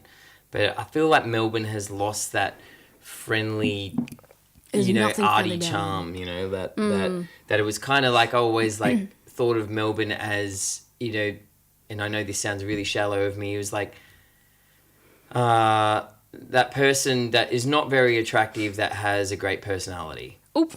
That's Melbourne, and Sydney was like the one that's attractive. That's just dumb as a box of hammers, and is cold and up and stuck up. But I think I think it's changed. I think Sydney, unfortunately, is for Melbourne or anybody. I feel like Sydney is turning into quite the package. Like it's quite an appealing looking city. It always has been. Exactly. Queensland's just sitting back there going, Queensland, are you serious? Queensland's like, bitch, hold my beer. Yeah, bitch, hold my beer. Watch me dazzle. Rednecks. Isn't this like the redneck capital of Australia? No, that's Western Sydney. Western Sydney?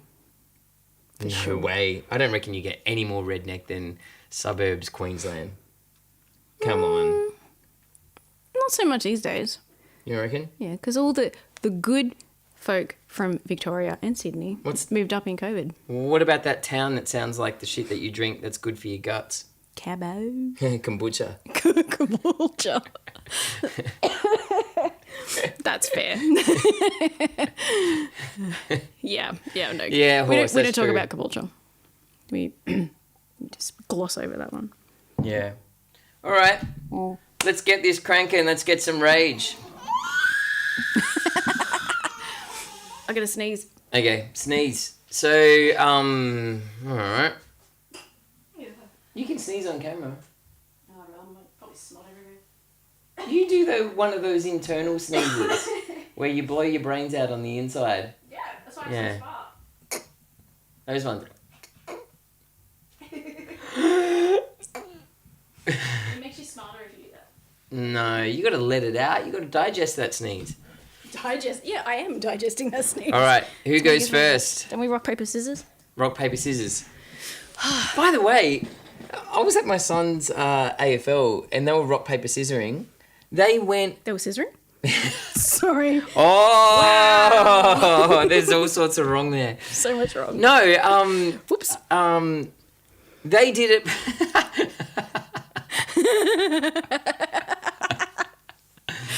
No, they did 16 times. They went 16 times and got the same.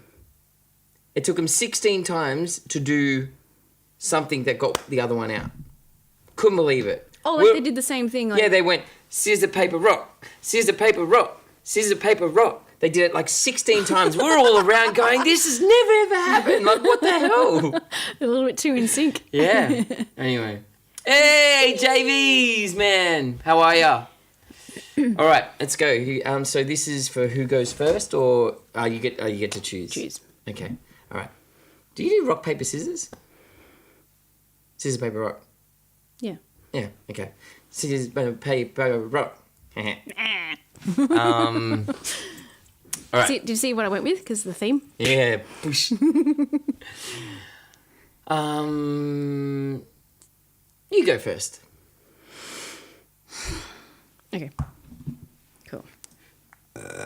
Wow. It's the most intelligent thing you've said all day. I can't find... Oh, there we go. There you go. Thank you. I'm going to find my songs. Whoop. Okay. Oh, and my notes. Hang on.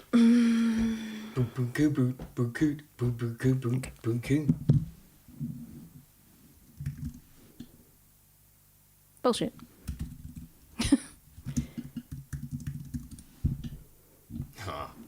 There you go. All right, here we go. This is the first one. Anger and rage. Oh, so good. Instantly, I'm angry. Oh, angry. Look out, chicken. Oh, go, cut!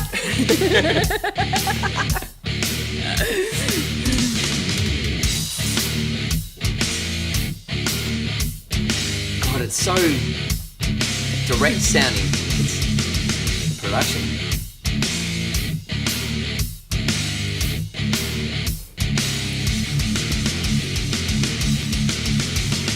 Can't you see I'm easily bothered by persistence? One step from lashing out at you. You want to get under my skin and call yourself a friend. I've Like this is gonna be cathartic for everybody. you. What do I do? Is there no snack in any mind?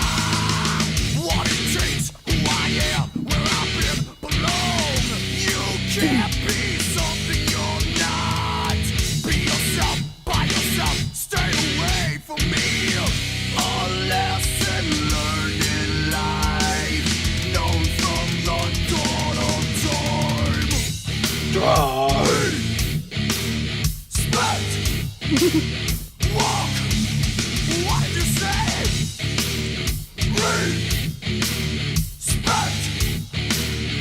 Walk. Are you talking to me? Are you talking to me?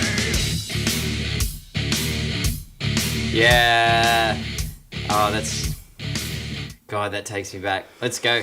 What's your story? Let's go. By the way, the stories don't necessarily relate directly to the song. It's just like soundtrack to. One or two might, but Yeah. no, this one doesn't. This is just one of those ones, just like, I thought of it because, anyway, it'll make sense in a minute. So when I was in my punchy era, that we talked about before, so I would have been, I think 17, maybe 18, but I think probably more 17. Anyway, somewhere there. I had dropped out of high school, done some stuff, and I was working in a law firm. So I was at a point where, so I used to do a lot of the court filing, and our office was like one end of the city and the courts were like literally the other end of the city. So if you casually walked, it'd probably take, 20 minutes maybe? It's Brisbane, it's small. So anyway, I'd had a really, really shitty day. I don't remember what had happened leading up to this. Excuse me.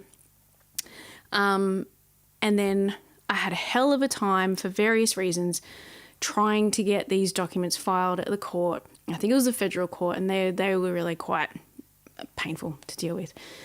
So I just had I was in a really foul mood, like real stink of a mood. And so I was making my way back to the office. I'd maybe walked a block, I think, from the courts. And this was back in the day. I had probably my first ever mobile phone, which was a hand-me-down from my brother, because it's hilarious, because like he's 5 years older than me and he gave me a phone that was kind of girly. Yeah, you hear those But it was- flip Motorola's. Yes, exactly. But it was blue, so you know. Oh, yeah. It was to but make yeah, up for it. one of those little, like, you pulled the aerial out and you flipped down the little thing. Anyway, so I was very protective of this thing anyway, because it was my first ever mobile phone. So I'm walking back to, and for context also, back in the day, I was probably about half the size I am now, and I used to live in 6-inch stilettos. Like, I could run in those things probably better than flat foot. You're pretty small already. You're 5'3". So what? You were like 3 foot or something. What? You said half the size. Width. Oh, width. Width, not height. Width. Sorry, I don't look at girls that way. Sorry. Okay. Sure. Anywho, 6-inch stilettos are my thing. Fucking love them. Stripper heels, basically. Minus the tripping. Sunflare. What? That was weird. Huh? That was weird. That was weird. Have another cone, Stu. Anywho, so walking along and holding my phone, this said phone in my hand, and some documents, I think maybe in this one, and just sort of walking like, and I had seen these two guys walking towards me, but didn't really give it much notice and whatever. And I'd heard them, they sort of yelled out something, but I didn't really register because I wasn't paying any attention, didn't give a shit. I was in my own little bubble of pain. But as they walked past me, one of them went to grab the phone out of my hand and like take my phone out of my hand. And so I gripped onto it like extra tight because I was already so mad. Just another automatic reaction. Without thinking, I just turned around to him and went bang like that with the back of my Yeah. fist. And We tried to grab your phone. I probably, clocked him on his nose or somewhere in that vicinity. I don't know exactly. But it was one of those moments where I just went, oh, shit. A, there's two of them. B, they're dudes. C, oh, shit. I shouldn't have done I'm in that. stilettos. I wasn't worried about that. I can run faster than barefoot, than flat foot, rather. So I did. I turned around and went, fuck, and just legged it, ran as fast as I possibly could. Didn't look back, didn't stop, just ran the whole way back to the office. I was just about to like pass out and die because I don't run. Even back then, I didn't run. I was not a runner. I could power walk pretty good, but if you see me running, run with me. There's a reason. That was one. And I don't think they even did anything. I think because they were yelling out and like, "I'm fucking bitch," and whatever. I was like, "Oh." Well, like they do in terrified. the movies. You broke my nose. Oh my God. He's a bleeder. Anyway, I got back to the office and like my face was bright red from running and just like, Your documents, sir. didn't drop anything. I got back, the receptionist was like, oh my, Imagine if those documents went like they really do in the movies. I would have been like, oh shit, now I've got to take my stiletto off. Now I've got to stab people with it. Anyway, I got back to the office and the receptionist was like, Jesus Christ, are you all right? I'm like, no. She's like, what the fuck happened? So I told her. And she's like, oh my God. And so for the rest of the afternoon, she's just like watching the elevators going, no, that's fine. No, it's fine. And after a while, she's like, I think you're fine. Don't worry. That's cool. So you were punchy. So, yeah. Oh, yeah. A little punchy. Violence doesn't solve anything, but in that situation it did. Oh, yeah. Look, I don't condone violence as a default and a first option, but it does It's help. at least a second option. Exactly. Sometimes it is. Second, third, fourth, fifth option. It's not the first option though. It shouldn't be. It shouldn't be. Sometimes it nice. is, but it shouldn't be. Good story. So there you go. All right. You're up. I'm up. Which one to play first? I'm gonna go with. Let's go. Excuse me.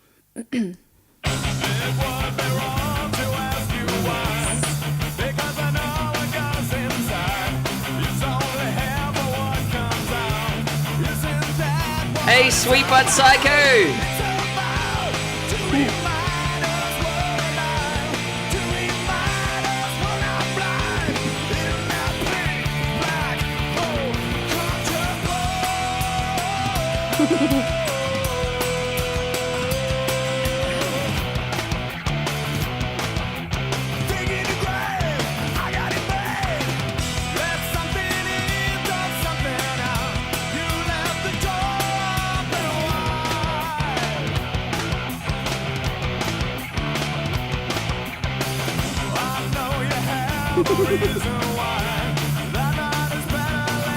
Oh, so good. It's funny, I will comment straight away on the different types of anger, the different types of rage and anger in relation to the music. Like Walk, it's dark. Like that sits in that metal world. It's dark, right? Like there's blood involved in that. But Digging the Grave is just punchy, I reckon. Yeah, it's just, you know what I mean? totally. Like people are getting shanked when Pantera and, like that's just shanking. But this is just good old fashioned like, fucking, yeah. A little bit of blood, there's a bit of thought put into it, but this is just like, rah! It's like mindless arm swing. Yeah. Oh, where to start? I've got so many.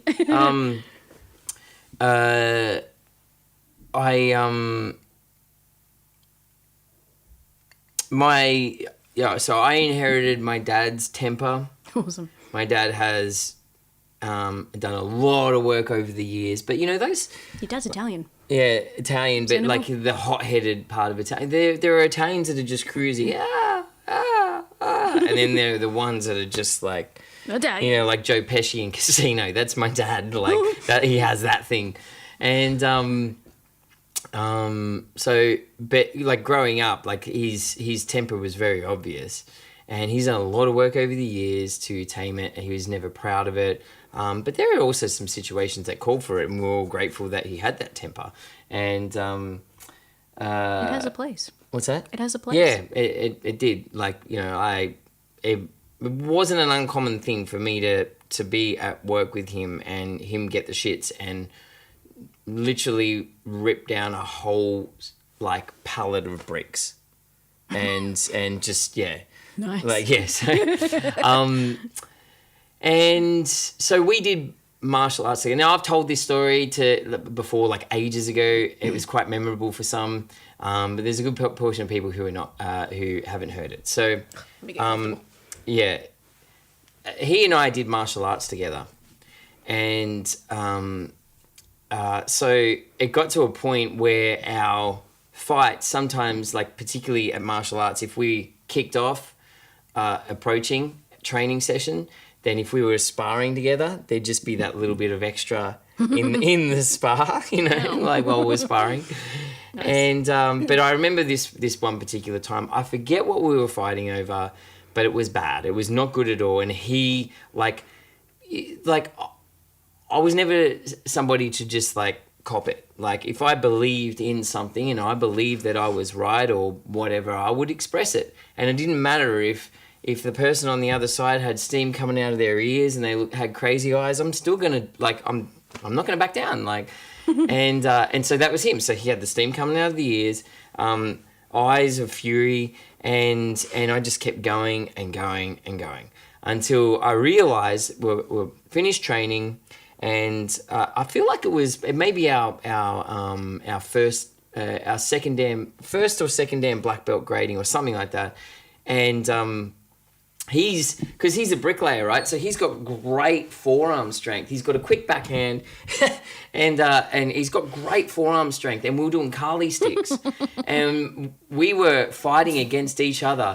Kali sticks, but when you fight Kali sticks and the type of contact that we were doing, you have the grill, so you're all grilled up. You've got your thing on, like your stuff, so you can strike hard. And he's just like the fury and the anger in me to do with whatever we were fighting about was just it just took over, and he was annihilating me with this Kali stick, right? And he was winning, but I knew that if I had any chance of getting him down to the ground, it wasn't going to be with the Kali stick, even though we'd been graded with our Kali stick, right?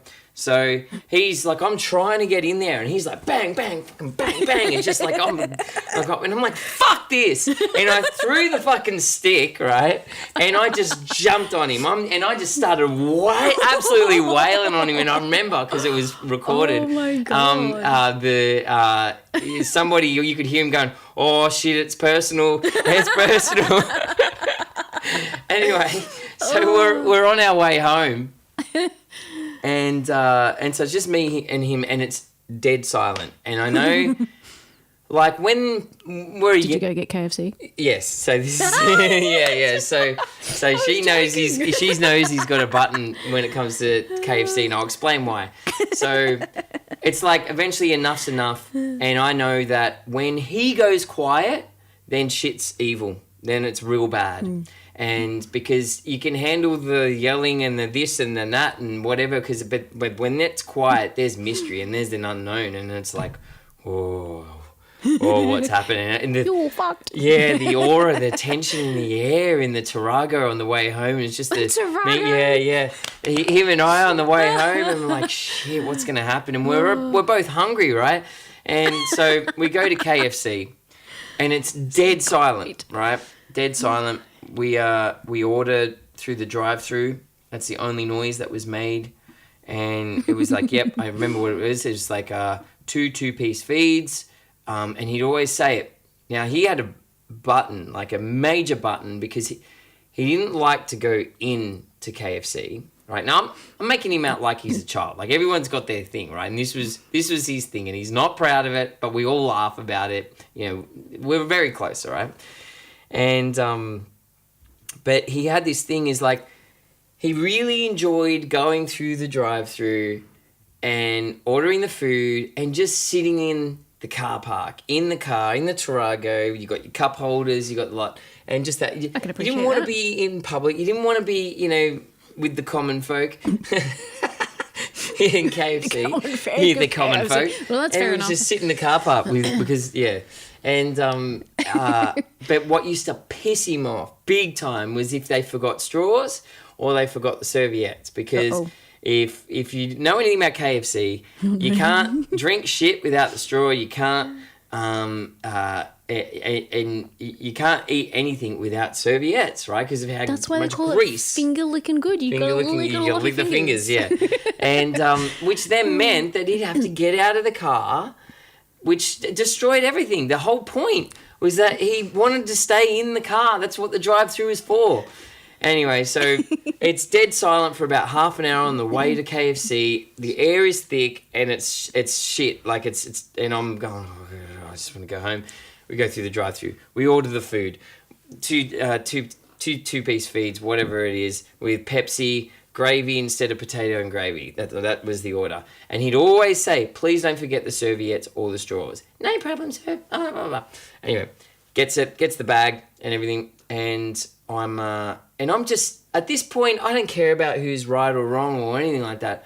I just want this evilness that's in the air to disappear. I want things to be okay. Like, I don't know what's going to happen, right? I'm on edge. And then we pull up into the KFC car park, and he's got the bag, and it's still dead silent after we've smashed the shit out of each other at training. And he takes everything out. Here's your snack box. Here's my snack box. The Pepsi is out. The Pepsi is there. The gravy, yada, yada. And I'm thinking, if they've forgotten the straws, or they've forgotten the serviettes or something like that, he's going to lose. He's going to lose his shit. He's going to lose his shit. And sure enough, I hear him go, and then I just hear a rustle, and then I look over and he's just staring at this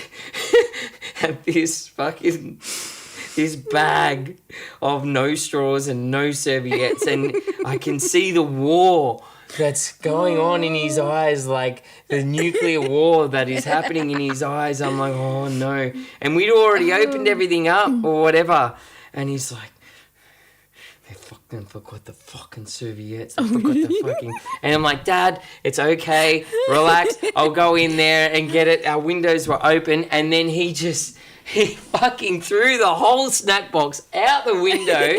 And then he grabbed mine. I'm like, no, I want mine. And he said, he took the chicken and the fries, and he started throwing the chicken wings and shit at me like it's not my fucking fault, Dad. Fucking pegging it and everything, grab everything, fucking throw it out the window, fucking lost his shit.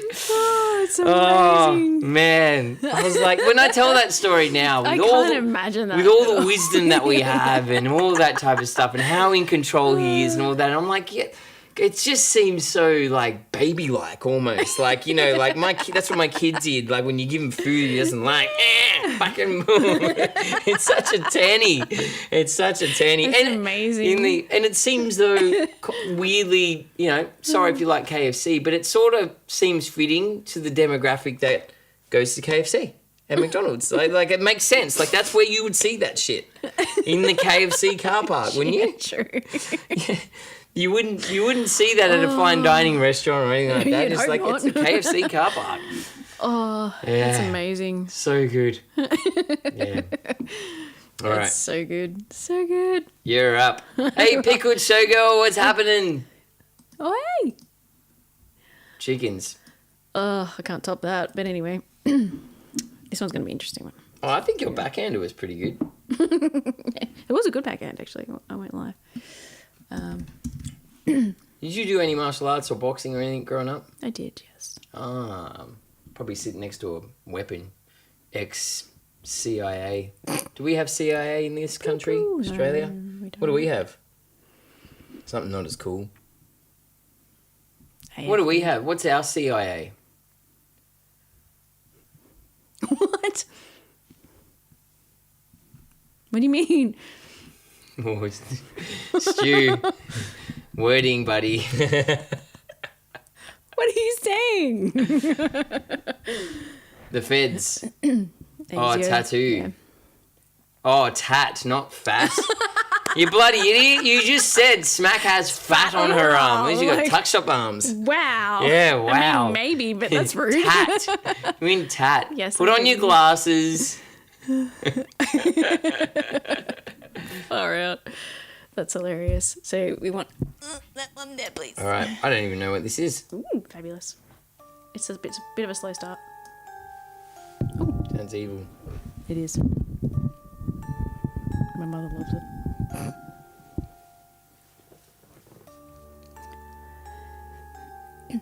you said, Stu, you said Smak has fat on her arm, not tat.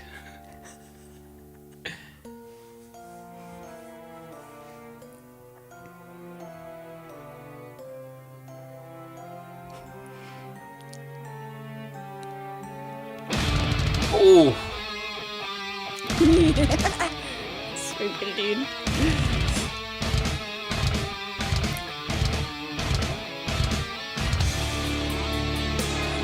Whoa. God, you're evil. You are evil. You got evil rage in you. More blood. Some water. Yeah.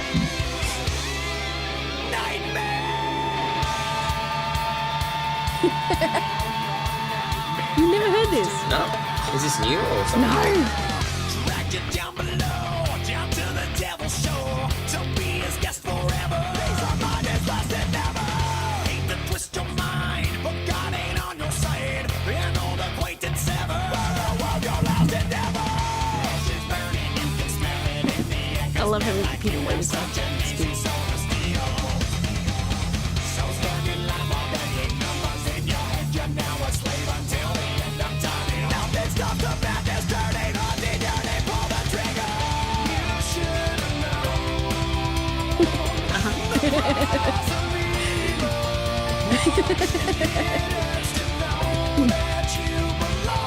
What are we talking about, like 2000s?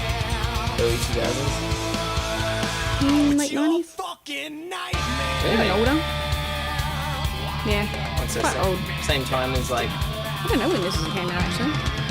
Can't wake up and sweat, 'cause it ain't over yet. Still dancing with your it sounds like James Hetfield.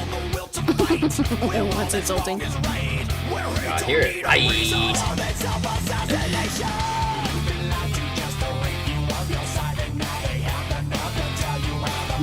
Thanks, White Rabbit. What was it? Yeah, cranky. That's just literally what I said. This is Avenged Sevenfold. I don't know when the song was from. Alright, what's your story? Okay. This one's a tricky one. Oh, show the tattoo. Which side? This one or this one? That? Sorry, this is a side note. This is not got nothing to do with the song. So, depending on which way you look at this one, I have been told that this can potentially look like a penis, but it's actually not. You look at it this way. It took me a while to see that myself, and then eventually I'm like, oh, I can kind of see that. It's actually the top. Tattoo Smak has got a fails. dripping penis on her arm. It's actually like the outline of the top part of my dog's head, like his little ears and his name underneath. So, anyway. Completely different feel. Entirely different, yeah. So Can't be that's what it unseen. is. Where, Cranky. this in here is, it looks twisted when I twist my arm that way, but it's star signs in my kids' names. So, excuse me. Yeah, no, it can't be unseen. It's definitely a penis. I know. It's quite a mix. Star signs, kids' names, penis. Penis. Well, that caused that. The worst tattooing like that this guy called up, this woman called up and said her husband has tattoos of their kids' faces around his pelvis here. Oh, so when they that's have fun sex, when you're 20. Oh, she likes to, like, it's kind of a symbol of their creations. No. You're so full of shit. That's not No, true. it's literally, well, I mean, unless she was full of shit. But it was like on, it was on radio. There is so much wrong with that. Yeah. Anyway, as you were. It says fat. This is not, how does that say fat? Where do you get fat out of that? The tattoo, that is. Do you see it? No, are you... Which one are we talking about? Are you This using one? ChatGPT lens or something like that? Well, he was seeing sun flares before, so... Stew's high. Stew's high. Have another cone, Stew. Have one for me. All right. Okay, anyway, back to this. So, nightmare. This, there's a lot I can't say with this one. So, Boo. So, you see, oh God, come on, really? Where does it say fat? Which one says fat? This one or the other one?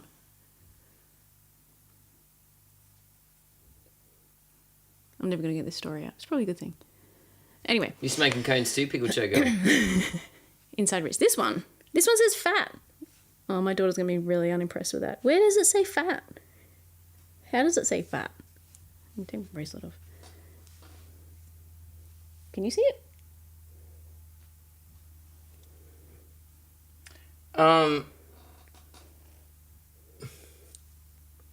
Fat. Oh, yeah, maybe. What? Maybe. I don't know. They're high. They're all high. Yeah. They're weirdos anyway. Who would be watching that us one? on a Friday night? I don't know. Yeah, I know. God, get a life, all of you. Yeah. Okay, so this story. Oh my God, it's well. Yeah, imagine if she was right now. I'm only just letting She's this out. got fat on her inside arm. She's I got a had dick on this. her outer wrist. Fat dick. I reckon I had this one for about a year before somebody pointed, because I was friends. They were a little bit drunk, and as they were leaving, they're They like, did the tattoo. "No," they were like, "Is that a dick on your? Is that a penis?" on Oh your no! wrist?" You know who said that Oh, was yeah, it's- Michael. You guys know Michael. Michael We rated him a Risky. couple times. Michael, what's his Risky. stream name? Whiskey. Michael Whiskey. Risky. Risky. Sorry. Yeah, he's like on his way out. He's like, him and his Mrs. Kira. He's like, is that a penis tattooed on your? And she's like, no, it's And my they dog. went, And he "Okay, went, bye." And ran okay, away. see ya, we're off, bye. I was like, wow. So yeah, I'd had it for at least a year before I went, and then I sat there, I reckon like this for about Is that the first time Half an somebody hour, has said yeah. that? yeah. Yeah. And I sat here for like forever 'Cause looking Kenny- at it going, is it? Oh, I can Kenny, see it now. because when Kenny asked, because he was like, I knew what he was thinking straight away. This is Kenny ages ago, and he was like, "What's that tattoo on your hand?" And you told him, and he went, "Huh?" And I knew straight away with his reaction. I was like, "You think it's a penis?" Because I'd seen it too. Anyway, God, maybe I need to get it redone. just shade the top. Like I reckon, like if you just shade that side. Then it'll definitely look like a penis, and it won't even be a question. People won't even, they won't bother you because they'll know, oh, that's a penis. Okay. Oh my Tell God. your story. God, we've been waiting here for ages. I'm trying. Everyone's obsessed with my dick tattoo. Just say the Just shave the face. Which is the top end? Because I'll just add some little hairs down the bottom. Probably about 45 minutes, I reckon, Stu. Oh God. Okay. All right. So, okay, back to... Rage. Wait, I think we need context. We just hit play for just 3 seconds on this, just to get ourselves back into the zone. Okay, so we're back here. Okay, so we got context of where we're back. So, this one's... There's a lot of layers to this, and it's a tricky one that there is a lot that I cannot say for various reasons. So, somebody close to me had some shitty things happen to them, and the person responsible for those shitty things is now in prison. Short version. Whoa. Yeah. So his first sentencing, I went to as a show of support, and I just plugged my phone in for, just as normal to play music. This song came on, and this was when I literally got in the car on my way to go down to Brisbane to the court for the sentencing. And I was like, seems kind of fitting. And so that was that. He gets sentenced to prison, and that's great. And then sometime later, a couple of years later, we found out that it's happened again. And so I'll come back to it in the middle in a minute. So I, as a show of support for that person and everybody else that's been involved as victims, went to the sentencing, and same thing happened. Put my phone on, this fucking Really? song, Just randomly? just completely random. This song started playing, and I was like, whoa, that's kind of freaky. Have you looked up the lyrics? Are there any... Oh, yeah, because you can't hear lyrics. No, I can't hear lyrics. Nightmare dragged you down below, down to the devil's show to be his guest forever. Hate to twist your mind, but God ain't on your side. Wow, it's a vengeful song. Oh. And an old acquaintance severed. Flesh is burning, you can smell it in the air, 'cause men like you have such an easy soul to steal. So stand in line while they ink numbers in your head. You're now a slave until the end of time here. Nothing stops the madness turning, haunting, yearning. Pull the trigger. Whoa. You should have known the price of evil, and it hurts to know that you belong here. Oh, it's your nightmare. Can't wake up in sweat 'cause it ain't over yet. Still dancing with your demons beyond the will to fight, where all that's wrong is right. Where hate don't need a reason. You've been lied to just to rape you of your sight, and now they have the nerve to tell you how to feel. So sedated as they medicate your brain. Wow, where is this going? Anyway. Wow. Yeah, That's a dark so song. there was, and it was very fitting for the moment. That happened. That doesn't sound nice. That's No, not a it fun wasn't. anger rage story. It wasn't, but it was also one of those, like, it kind of gave me this weird sense of, like, okay, justice is coming, like justice is going to be served or whatever, and it was. And it was? Each time. Yep. Still every in jail? time. Still to this day, but that's because of multiple offences. Yeah. And Yeah. that's sad that it takes multiple offences for that to happen. So what was his, without getting into details, how long did he get to start with? Not long enough.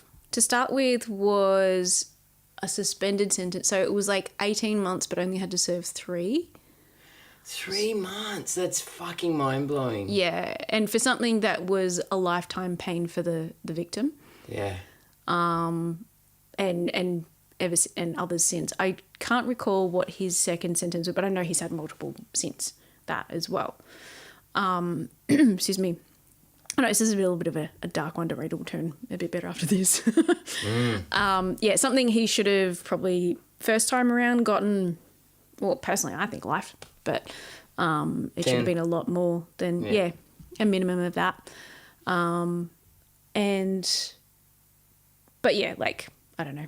I think there's other means. So, okay. So you're saying, like, this is dark. This is a bit You said you'll go back to the middle part. Yeah, this is what I'm going to do. And so you're like, oh, that's dark. You're psycho. Yes, I am. So after I found out he came out of prison the first time, I knew a lot about him. Yeah. I mean, like, I knew where he lived. I knew where he worked. So I made sure that he You sure you want to say this? Yeah. I made sure that he couldn't gain employment Yeah. Okay. wherever he went. And, yeah, life was just uncomfortable. Let's just say God, that. that's the filtered version. Very, very filtered version.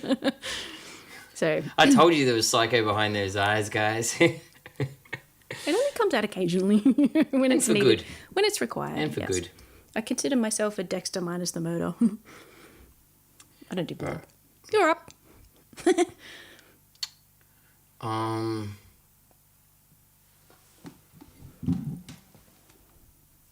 I can't remember the other story.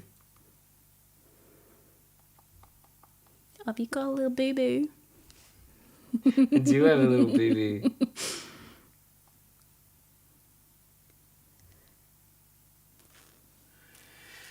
How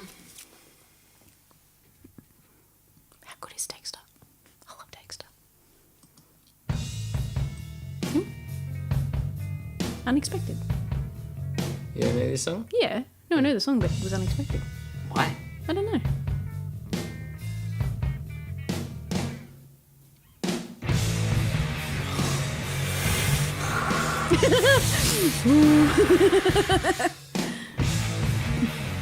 Breathe through it.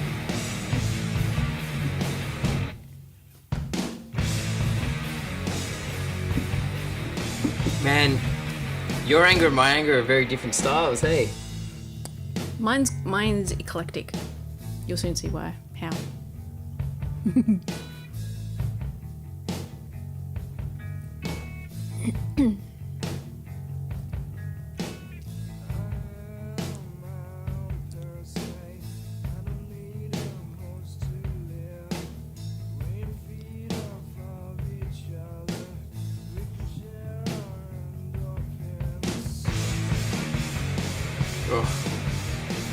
What a riff. In Utero.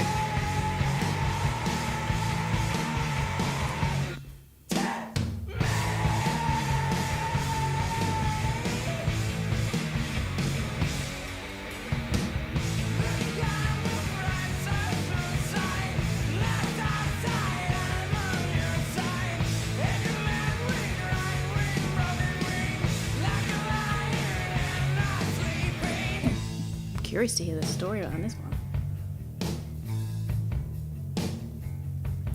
Okay, so,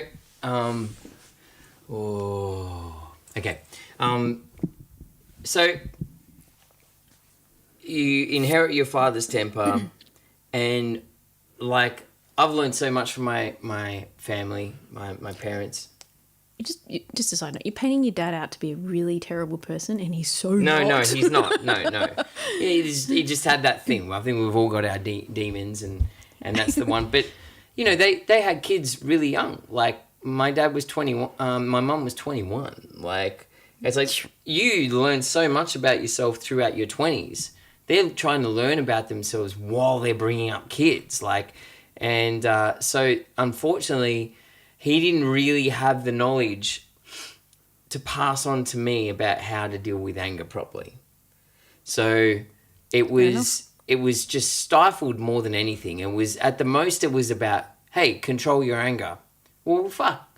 Like, I got it in me. Like, what do I do? Like, what do I do with this information? Which I'll tell you about that. That's what she said. Another one. So, but anyway, eventually, there's this. It's bottling up over the years, and as I grow, I'm starting to find my own powers. So, as a kid, it's like, Dad's scary, right? When those moments happen, and by the way, a side note, and I feel like I got to keep it's like, we have a great relationship. I never doubted my dad's love for me or anything like that, right? He just had that switch. And but bit by bit, as I went through high school, I started just pushing back a bit more, right? And then he would overpower, and then I would get scared, and then back down, right? But inside there was this rage just building up inside me, and I remember the first of it starting to come out was when I was 12. And I was just about to be interviewed by Conan. Told this story before, Conan O'Brien, and I thought, I have power here, like I don't have power at home or anything like that. So if I was to get thrown into my room or whatever, and you know, you're a 12-year-old, I was 12-year-old, I'm acting up or whatever, and I can't see things clearly. I don't know why he is disciplining me. You know, what that lesson is, or until generally after I get in trouble, but whatever, right? So I'm like, I got power. We're having an altercation, and it's going off, and we're backstage before I'm about to be introduced to Conan O'Brien to do an interview, and I'm like, millions of people are going to be watching this. I'm just going to get rid of him. Like in my rage, right? Because I was in my rage as well. Yeah. Cement shoes. Send him to jail. Well, not that he ever did anything that was even remotely close to that, right? So this is just a kid wanting to fight back, right? And I'm like, all right, fine. And then so I say to him, and this is the first part of the story, right? So this is the first of my rebellion. I say to him, when I get on and I'm interviewed by Conan O'Brien, I'm going to tell everybody that you abuse me, right? Oh, that old chestnut. And thinking that So he original. will finally, I'm going to scare you, motherfucker. Like, I'm going to scare you. You know, you watch. Like, he's going to be all like, okay, please don't do that. I'm sorry. And then I got the power, right? Didn't work. I was like, I'm going to tell everybody that you abuse me, which he doesn't, right? He never did. And then all he says is like, you do that and you fucking see what happens. I'll give you the biggest fucking hiding ever, right? Oh, sorry. Okay, I'll wait. right? So anyway, it's That's me. how you parent. Yeah, it's me testing, right? It's me testing it, and then I remember when it changed. Was when I was probably 16 or no, probably maybe about 17 years old. 16 or 17 years old. Now, he was also my teacher. That made it complicated. He was my teacher of music, of guitar and all that. So we were abnormally, like we spent an abnormal amount of time, father and son together, which is also why we're so close. And we're kicking off about something, right? And so now this time I've got my hormones, I've got everything. I'm negotiating everything inside me, plus all the rage, plus all the anger. Oh, God.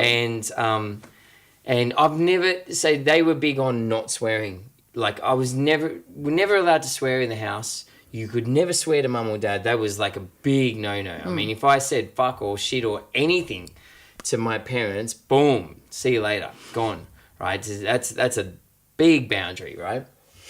And I'm going to use some really foul language, so just... Because we haven't used it so far. Yeah, no, worse. Ooh. So just heads up, right? Fabulous. And I've never laid a hand on Dad, right? I used to get a clobbering, but I've never touched him. But I was like, King, just like 17 years old, right? I was training weights, well-versed in martial arts. Okay. And so we're kicking off. And this time I'm not backing down. Right? He's going, I'm going, he's going, I'm going. And then... Toe to toe. So we've got... Wait, how old were you? 17, almost 17. Oh, okay. So we had a wall of quad boxes up against the wall in the studio. So we're in the studio, right? I get up like this. Like that, ready to go. And he's like, sit down. And I'm like, I'm not fucking... Oh, no, that's right. I didn't swear. That's right. I'm not sitting down. And then he gets up, right? And I'm like, I could see the rage in his eyes. And I'm like, this voice inside my head said, get him before he gets you. Oh. Right?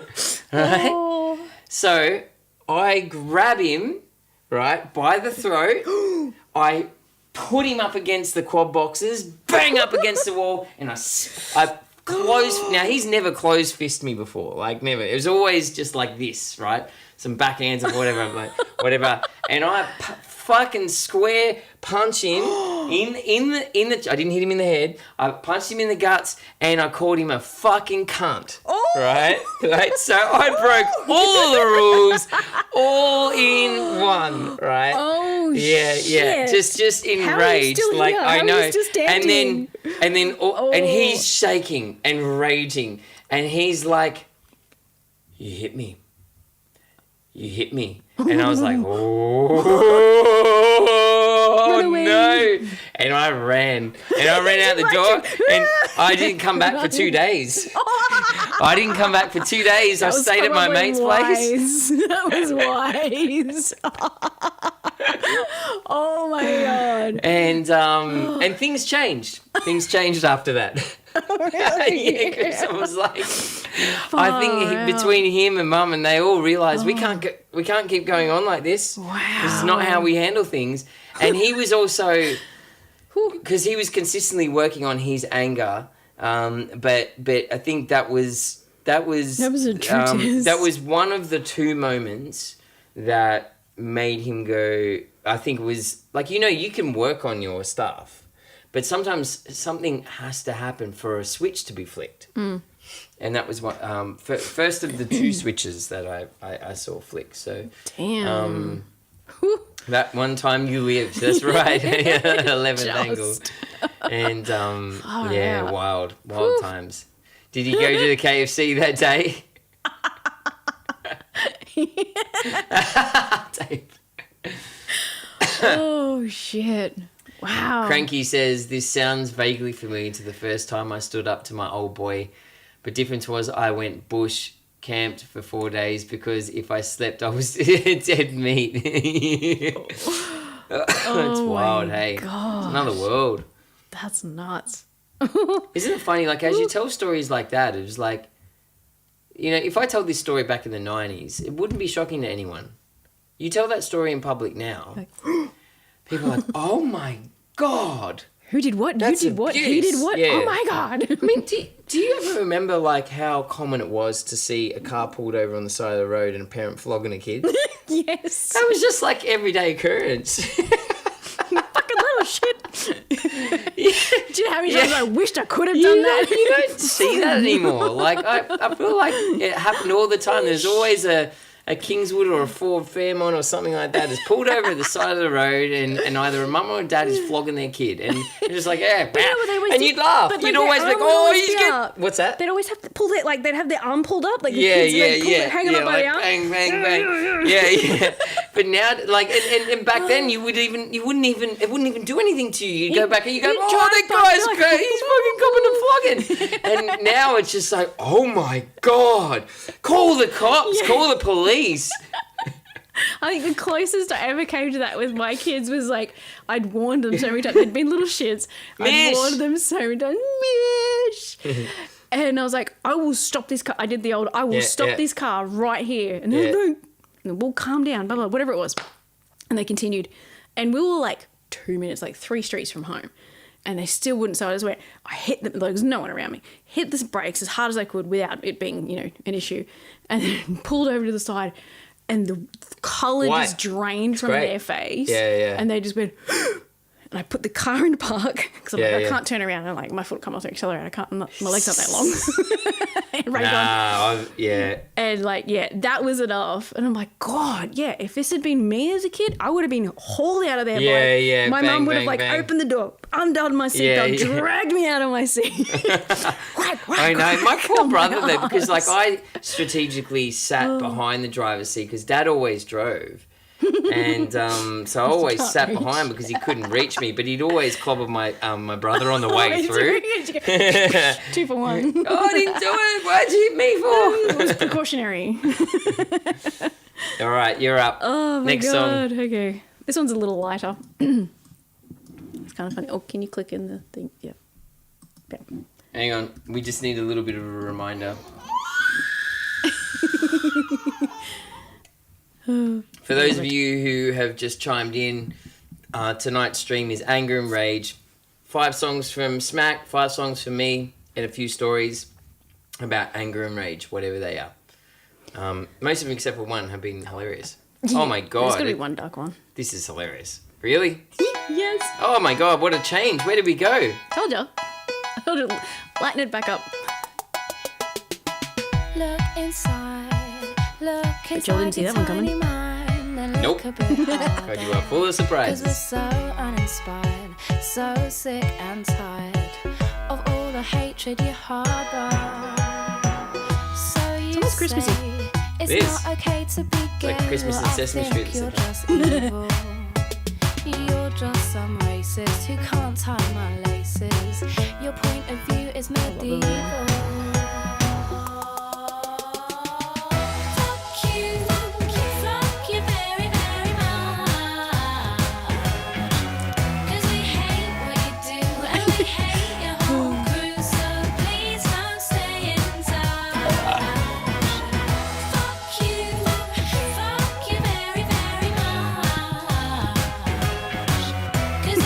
Don't translate and it's getting quite late, so please don't stay in touch.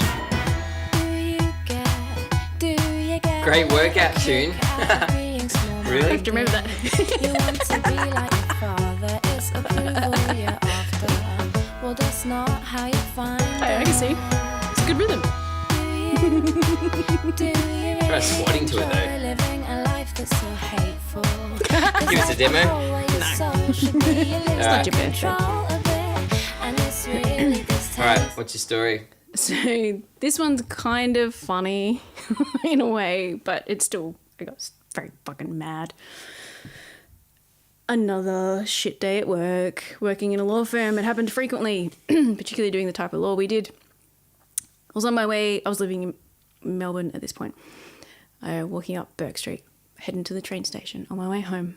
And it was like, maybe like 8 o'clock at night. So I'd had a huge day. And again, in a shit mood. Can't remember why now. Shit had happened.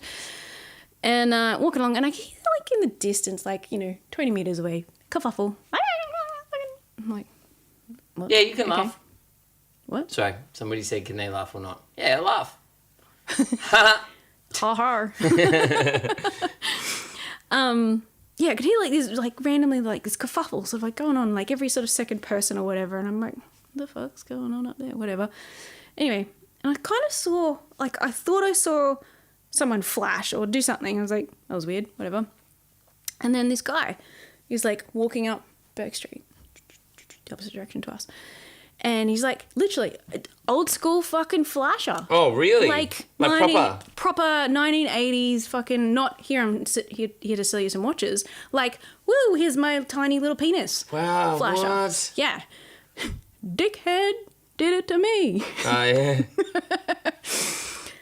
One of those moments. I'm proud, but not proud. He, I'm going to go with proud. With what you were about to say. So, Yeah, it's dude, not the gummy worm. dude, no, gosh, not the gummy worm. Says Yeah, dude, bro. it was a gummy worm. Freelancer. So yes, dickhead goes and flashes me, and I'm like so pissed off as I was and unimpressed. I'm like, you fucking wanker. And I punched him in the dick. Oh, you actually punched his dick? Punched him in the Oh, dick. wow. Yes.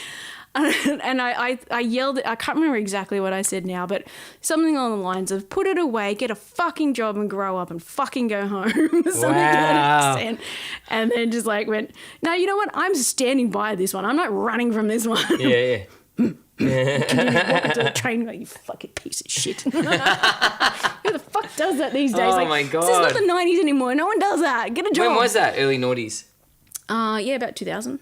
Wow. 2001. No, 2000. Man, like, you just reminded me, the first gig that I did under my name, finally I decided to use Nathan Cavalieri, and it was at Manly. It was the Manly Boat Shed, and we ran some, like, ads and a bunch of that stuff, and there was an interview in a paper about me. But at that exact same time, in that same paper, there was an article, a small article on a guy that was caught flashing. He was a sex pest. He was flashing people in the eastern suburbs, and I lived in the eastern suburbs. And the name he gave people was Nathan Camilleri. Camilleri. Camilleri, yeah. Because, yeah, I was like, what are the odds? I'm trying to promote my bloody gig, and because It's the flashy guy. yeah, so many people think that my name is Nathan Camilleri, and I wonder if that guy's name really was. And they're like, "What's your name, sir?" And like, Nathan Camilleri. Totally. Yeah, it could have been really good for sales. Ooh, Yeah, might get yeah, to stick his peen. Oh my god. Oh, that's right. hilarious. You're up. You're up. I'm up. Okay.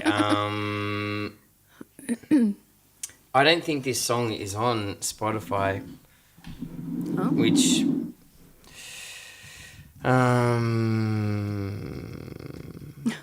Oh, nice to see you too, Monsoon. No, it's not. Hang on. Why would it not be on? This album of theirs is just not.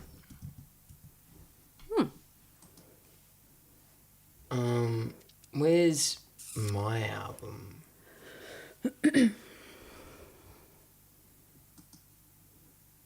How do I get to my library on Apple Music? That one there. Artists?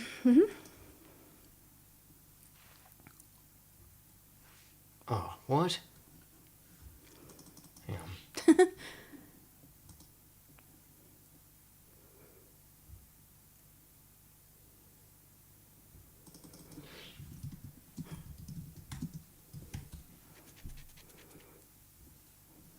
Oh, man. What the hell, man? Wannabe by Spice Girls. What? Sorry, guys. Do you underperform often? Sorry, this doesn't normally happen.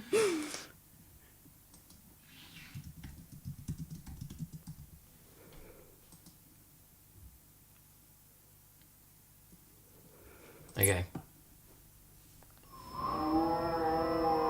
Oh, no ads. Nice.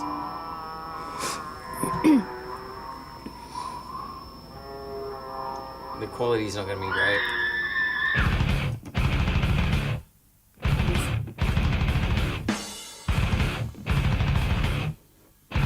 Love it. Anyone remember this song?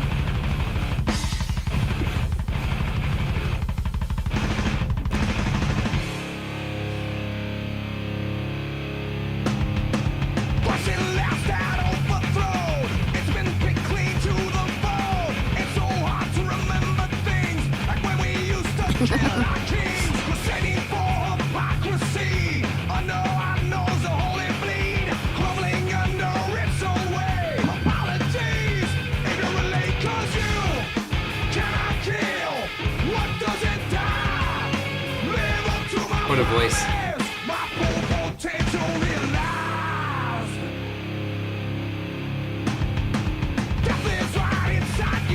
Did you ever get into Anthrax? A little bit. Man, I got into them late.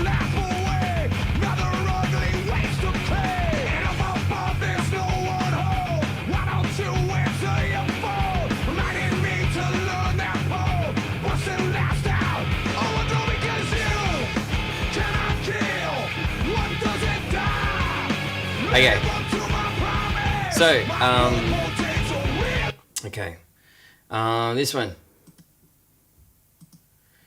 Yeah, this is like a turning point in my life. So, I was in a really bad relationship, really toxic relationship that messed with my head. And this is what happens when you don't have the confidence and good self-esteem, particularly, when it comes to worthiness in relationships and all that type of stuff. You can end up in bad relationships, right? And not that she was a bad person, but we were definitely not good for each other. There was a lot of growth on both sides, and we had a lot of clashes of personality, in a sense that I was always very open and passionate and fiery and passionate, and I had my heart on my sleeve, and I often didn't know how to manage those emotions. I didn't fly off the handle easily. It wasn't anything like that. But I also, once the line had been crossed, I had difficulties compartmentalizing and bringing myself back down to cool. Like, once the lid had been flipped, I didn't know how to get out of it. And so the trait that she had was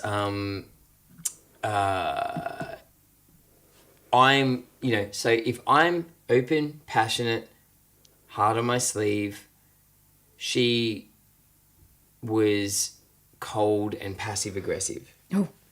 And that's not a good mix.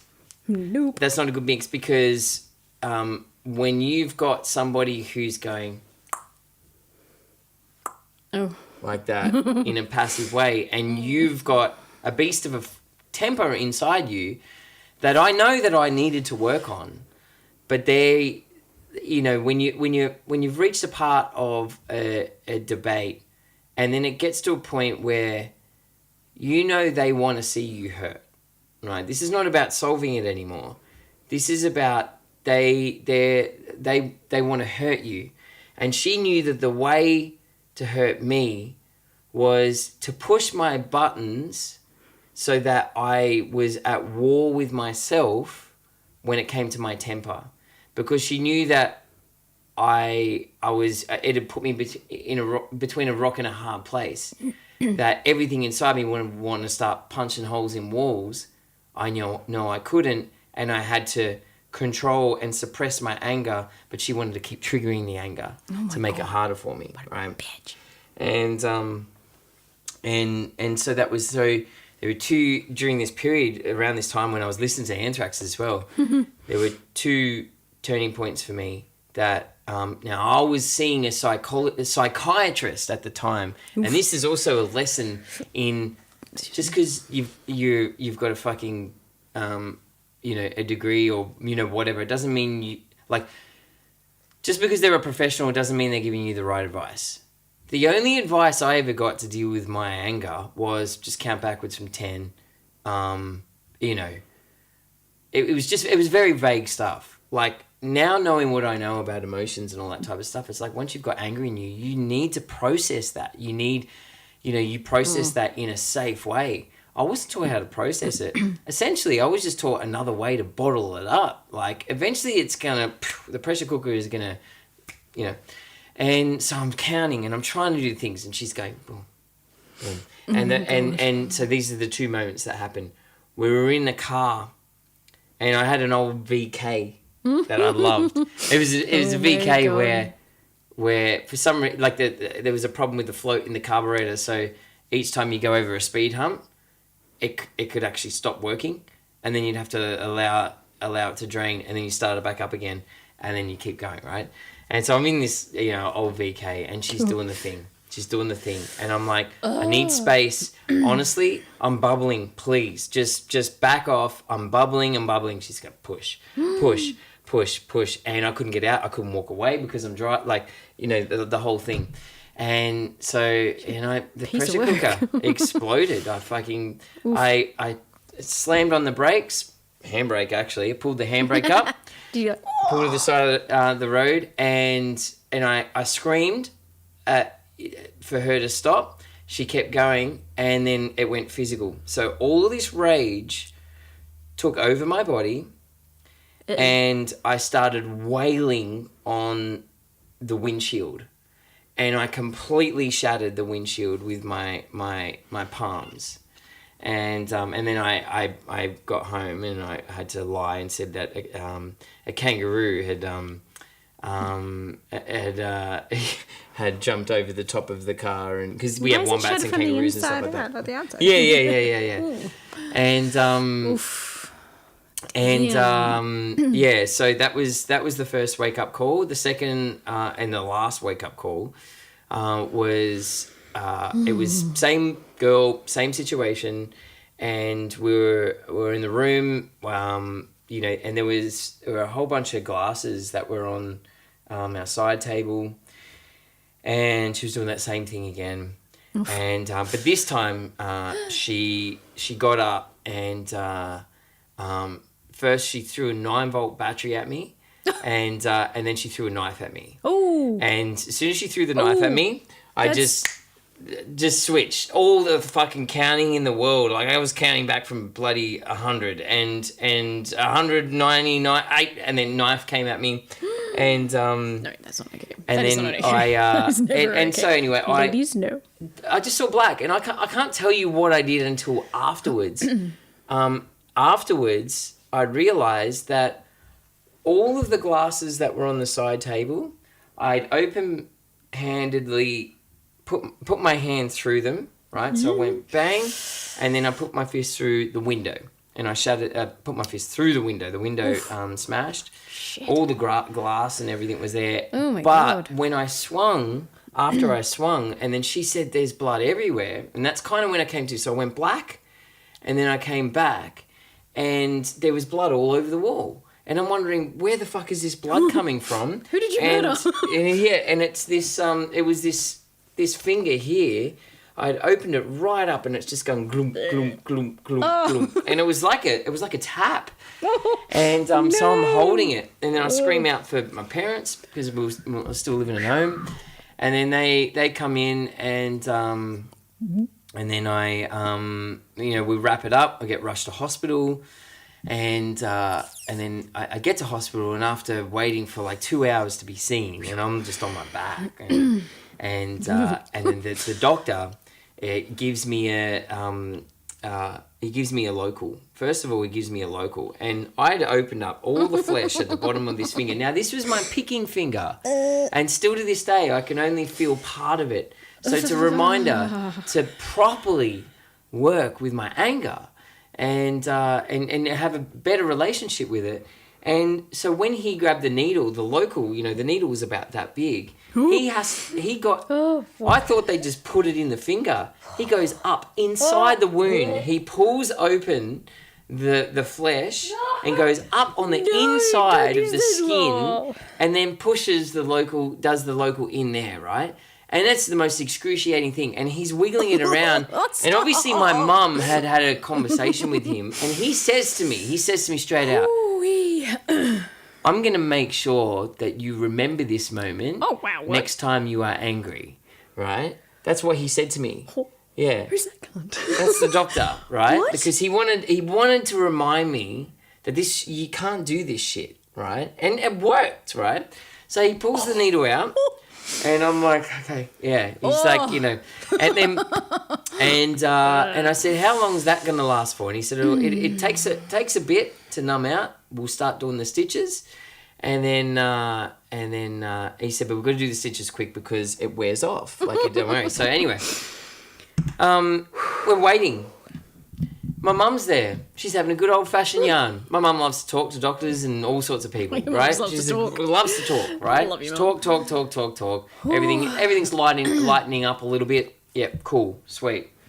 And I'm thinking in my head, that was one of the most painful experiences I've ever had. This fucking needle in there. Ooh, I'm like, boy. do you need to get things going? He's like, no, give it a little bit longer, right? So he's talking to my mum, and I'm lying here. I'm like, I know I can't feel anything here. Let's go. Like, let's go. Oh. Anyway, after about 20 minutes or whatever it is, he starts. And I'm like, ah! And he's like, oh, sorry, man, it's worn off. Oh, no. And I'm like, what does that mean? And he's like, we're going to have to give you another local. He grabs the needle again. He goes fishing again under the mine. And I'm like, Mum, stop talking. Please, stop talking.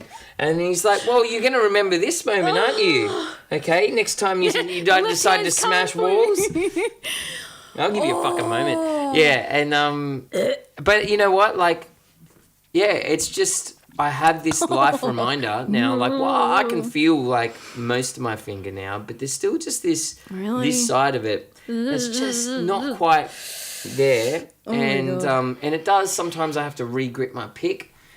But it's just a reminder. There's not like when you're in the heat of the moment, like you can't trust anything. Your mind is corrupt. You've got to step away from the situation and then process your anger and then come back to it. So that changed everything in that moment. Anyway. Let's run a quick recap. We're going to get some water. Yeah, that's a great idea. I need to go vomit. Have a reset. We've got, what, two more? Two more songs each? Yeah, I think so, yeah. Oh, we better smash through them at 7:30. Yeah, chop. Recap. Let's go. Let's lighten it up a little bit. Here, let's go to Valentine's Day. And this is one of the songs that we did for our Valentine's Day challenge. Taking a cheesy pop song and trying to make it cool. And we actually released this one, so you can get it on your streaming services. Oh, Whitney. Yeah. Here's a little recap of that, and then we'll come back in and finish off the last couple. So, I need a big, strong woman to throw me around. That'd be nice.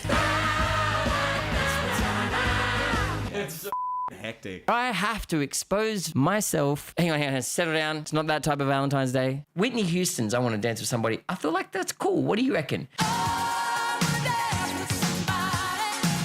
It's like cheesy, but it's cool. Like I normally do, I'm going to lay down the guitar. And then guide vocal. Oh, that's a bit high. Because I need to build around the guide vocal. With somebody who loves me. Dance. Oh, it's getting a bit Eagle Rock, but that's okay. I like Eagle Rock. No, it's not Shania Twain. Ooh, that's a little bit Boys to Men. What's that chord?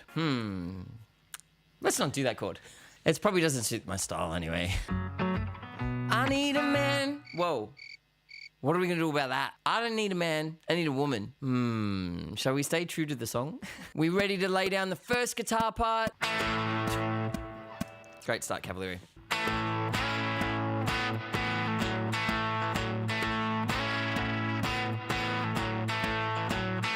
Oh my God. It's the light of day that shows me how far out.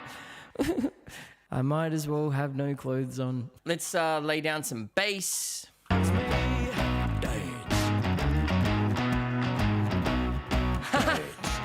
Oh, that's sick. That's sick.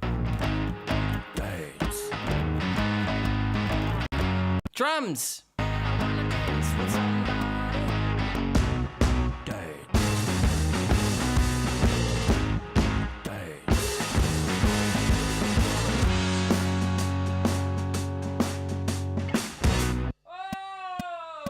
That was a mission. Zach's gonna bring out the sax and it'll be fun. I was about to chuck it in earlier, won't lie.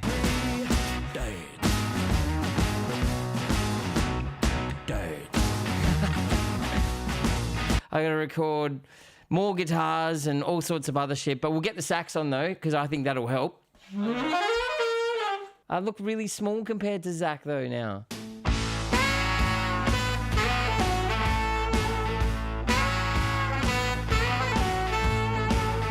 Low and dirty. Let's go, Grunter.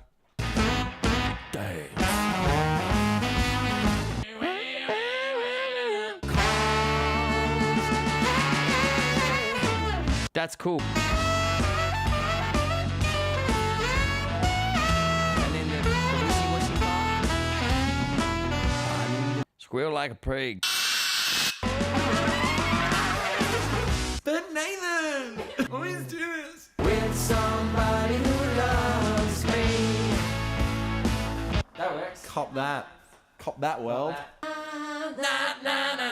Ah, yes!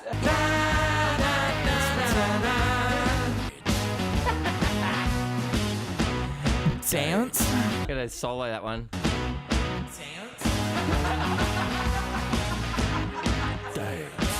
With somebody who loves me. We need to do the falsettos.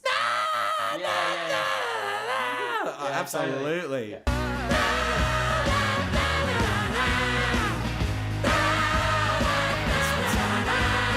It's so hectic. I'm gonna do some slide. That was great.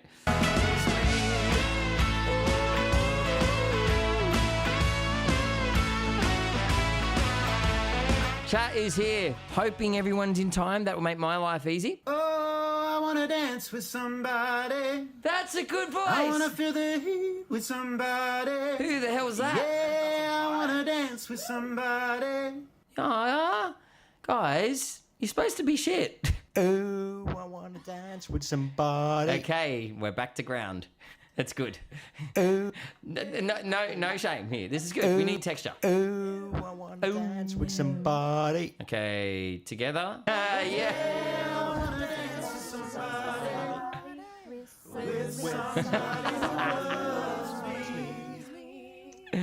Yeah. That's good. I'm not going to finish it now. The verse, I need some fresh ears for because I'm not feeling the verse at all. Well, it was supposed to be a one-day challenge, but I failed miserably.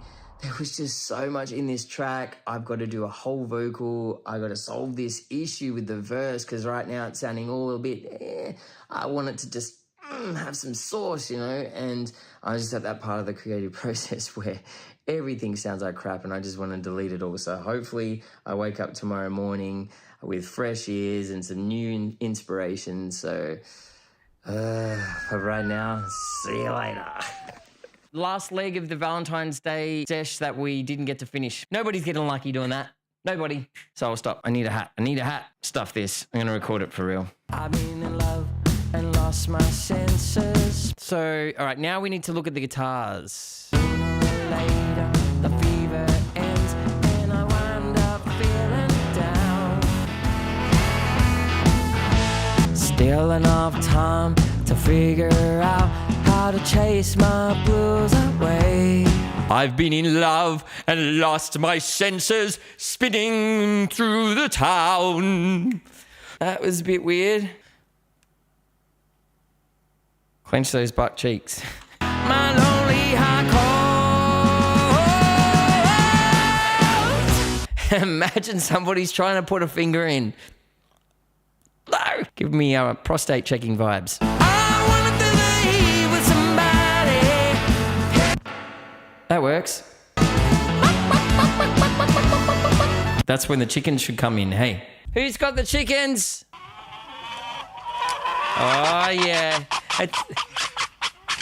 Labeled it the chicken orgy. Okay, that's very appropriate for Valentine's Day. Thank you. Final listen, guys. Are we ready? Oh,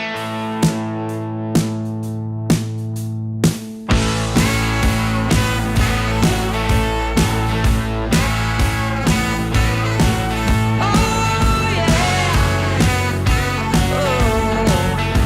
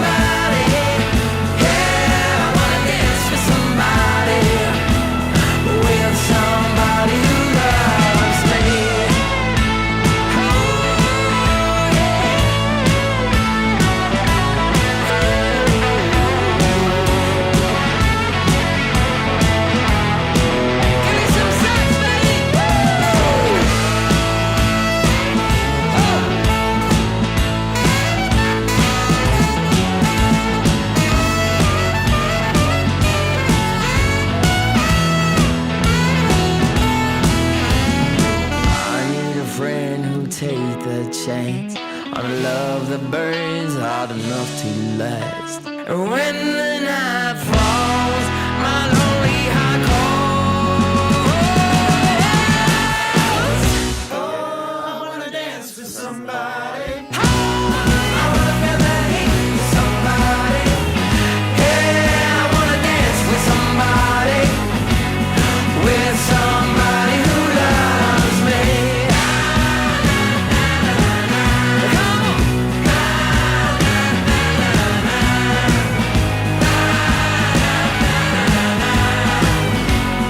With somebody who loves me.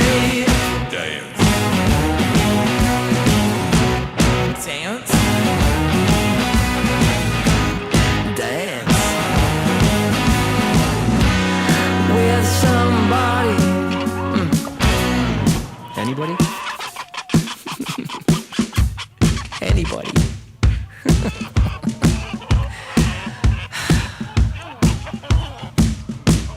Oh my god, I am stoked! Ah, that's so cool. Look what we did. Give it up, chat. Yeah, pat yourselves on the back. Yeah, God, that's so much fun. So much fun. Can't wait to play that live on stage with the full band. It's gonna be sick. Yes. Yeah. Please. Oh my God, please do. You can get that on Spotify, guys, and Apple Music and all that stuff. So, yeah, too much fun. Hey, Justin. All right, you're up. Live chickens. Yes. Live chickens. Oh, I'm imagine bringing a chicken to bring on we stage. could do the chicken jerky or whatever. It's Oh, I could bring my inflatable chicken suit. The Minecraft movie, the chicken. What is it? Chicken jockey. Chicken jockey. Zach should wear the inflatable chicken suit. Yes. Oh, God, people will be just like, what? Except for the 40 other people who'll be just like, I know what this is. Oh, thank you. Dude. Thank you so much for the 5 gifted subs. That means a lot. And very much needed. Not just appreciated. Needed. I saw my bank statement. I try not to look at it too much. Break bitch, gotta eat. Yeah, but we're gonna have Vegemite sandwiches tomorrow. Yay! We can have them 3 times now, not just 2. All right, you're up. You idiot. Thank you, 11 Tangles. Thank you. The subs really, really matter. Appreciate it. All right. That one. I knew this would make an appearance. I had to.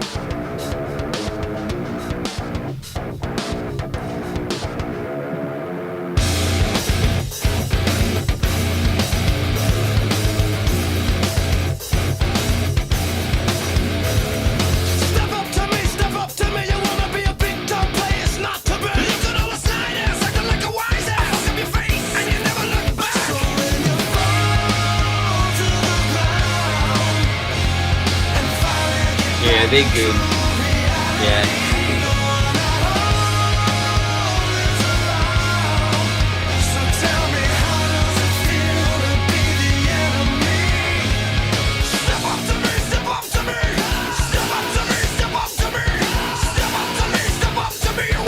Oh no! I'm trying. Who did that? How? Nothing happened.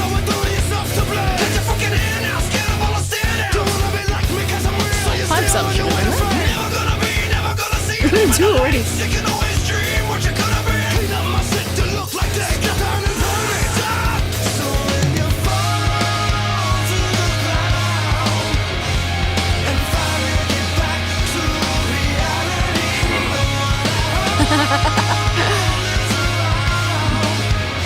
JV's. Yes. I don't know Kill Switch. What's the story? That's killer. I'm into it. Yeah, you've won me over with 7 Dust. Finally. Yeah. Oh my God. It's only taken how many years? Do you want to hype train it, by the way? That could add another half an hour to Jazz this stream. fingers? I can't. I'm down a stream. I'm down a finger. I can't. Even better. Let's go, princess. Come on. Go on, monkey boy. I'll only go if we get to level 3.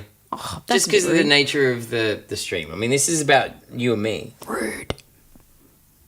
Sorry if that was a bit loud. Because if it goes to level 3, that means there is an actual intention for a hype train to run. Otherwise, it's just I gotta be in pain for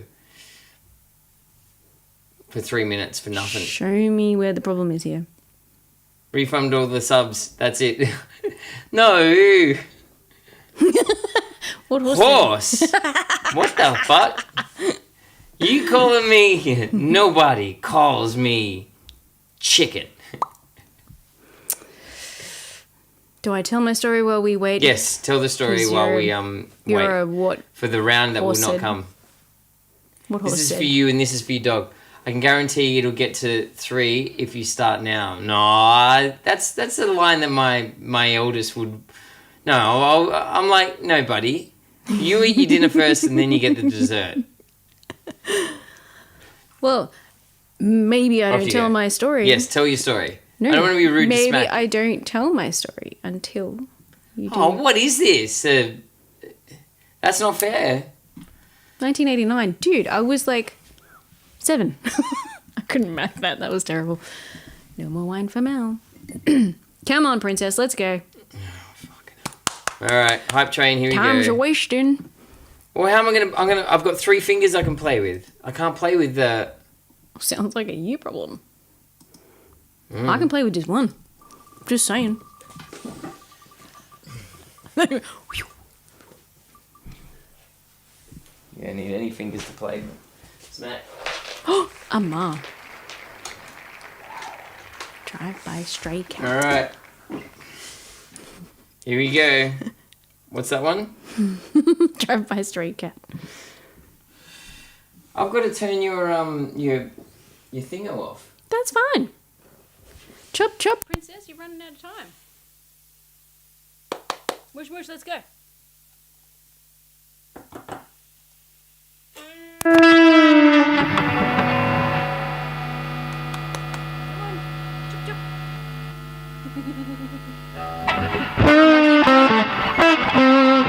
All right. So 3 fingers. Here we go. Got a sore finger. 3 fingers.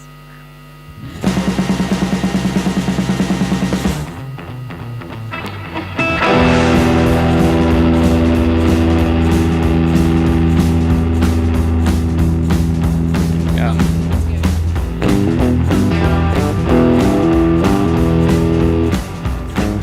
Hang on.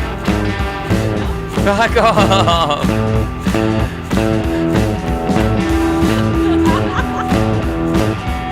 See, I'm having fun. Up.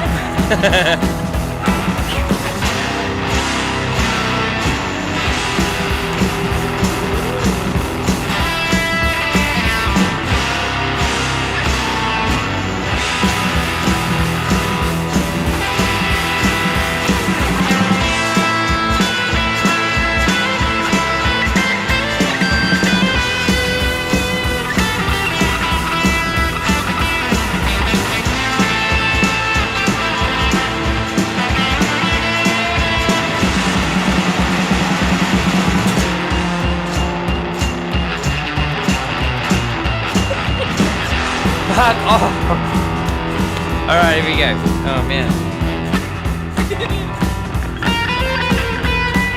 All right.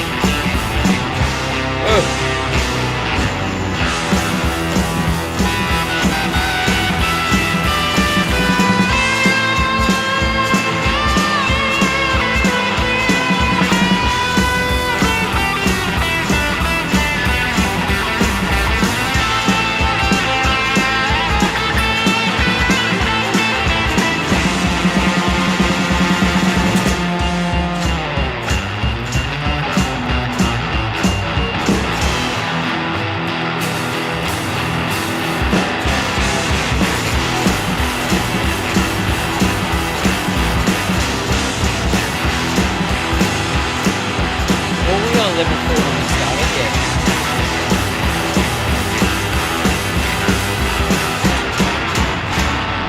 Alright. Man. Alright. We're on level 4, guys. So to those of you who are watching on YouTube, every time there's a hype train on Twitch, I've got a solo for as long as the hype train is running. Oh man, on fire, Jam. How the hell am I going to do that? No slide and limited fingers.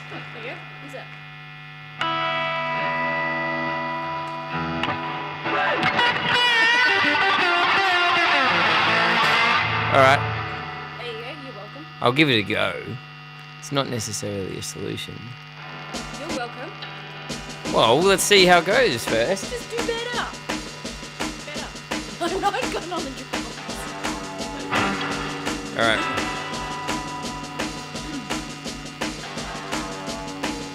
Here we go. 1.5 minutes and then it's over.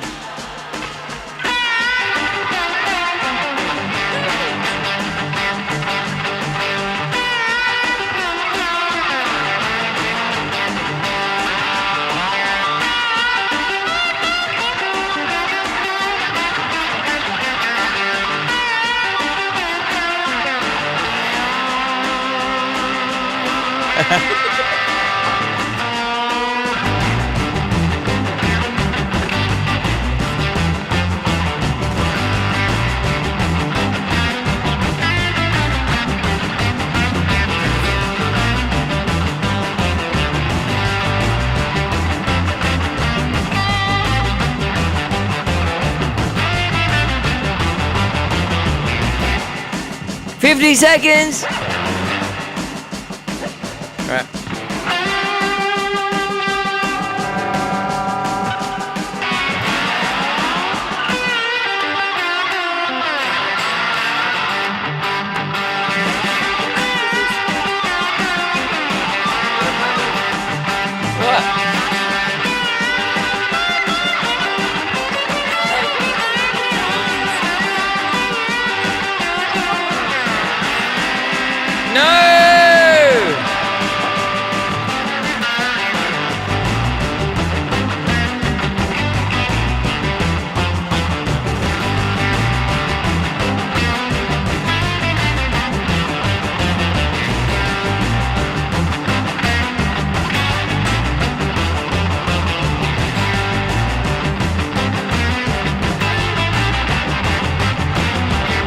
All right. What are we on? What level is this? 6. 6. All right. Stu, stop it. AA bottom. AA bottom. All right, let's go. Let's go, dancer. 3.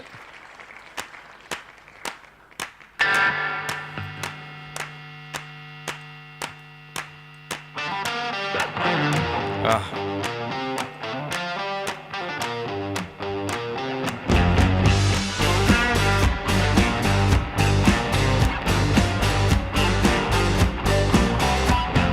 What is she doing?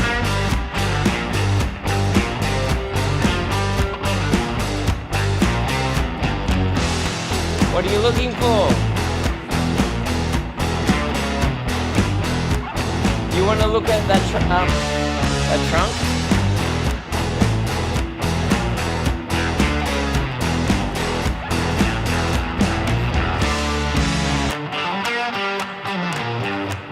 This is not front.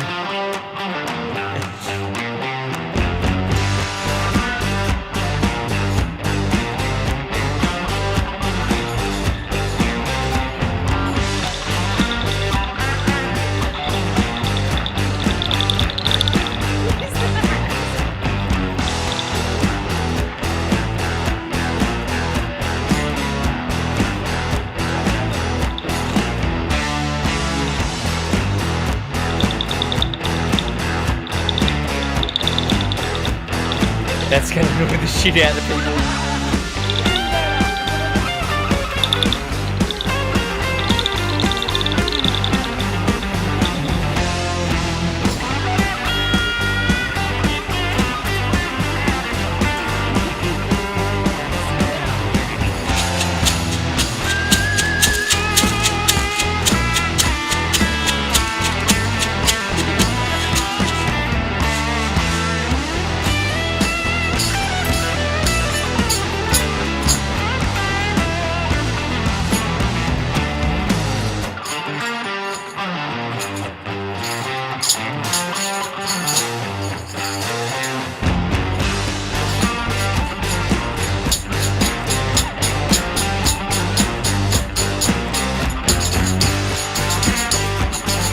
Thinks she's drunk.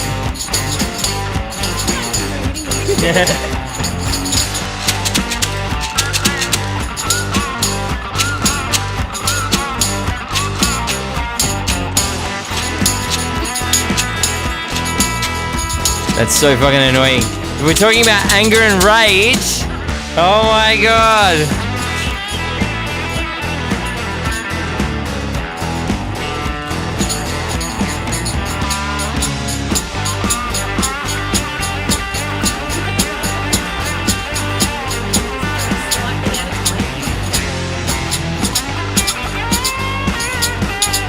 Oh my god, she's being so annoying.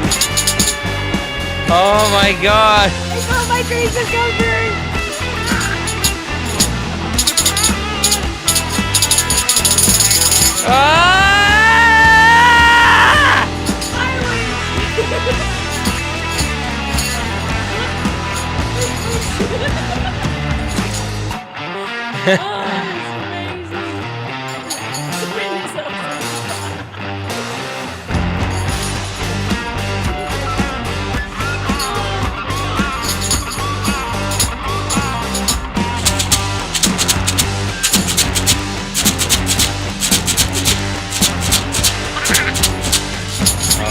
Stu.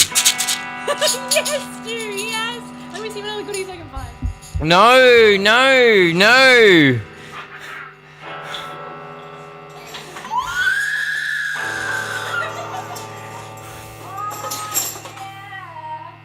Can you not break my percussion, please? I found the best one. Got the best one. Oh, Womhoo, hype. No, on all fours. Come on then. I'm playing the guitar. You're doing the other bit. I found the cowbell. The cowbell. I don't even. God, you might. Oh. Let's not do on all fours. That's a shit one. No, it wins, not you win. It wins. All fours. Ah, God, my finger, man. All right, let's go. That's what she said.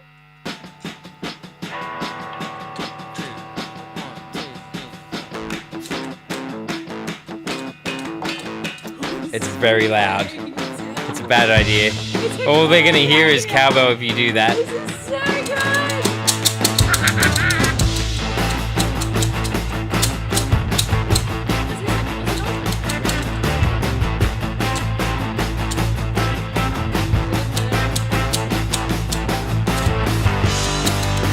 I'm trying to play with 3 fingers. Not too bad. Not too. That will hurt my ears.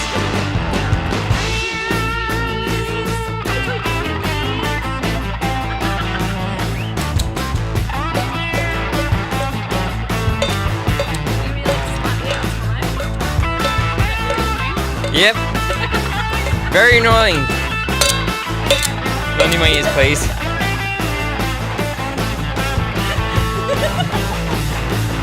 Oh man, shit. Hey, they wanted. Do they? Do they? Huh? Look, see, it says give everyone what they want.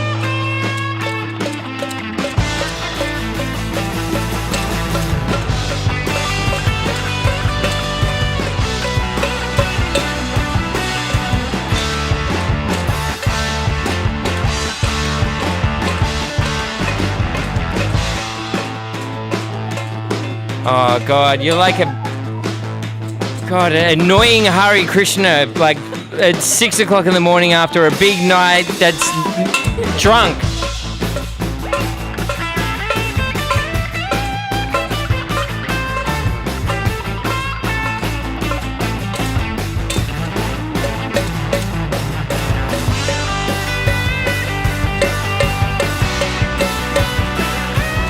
Oh man, you're making me fuck up.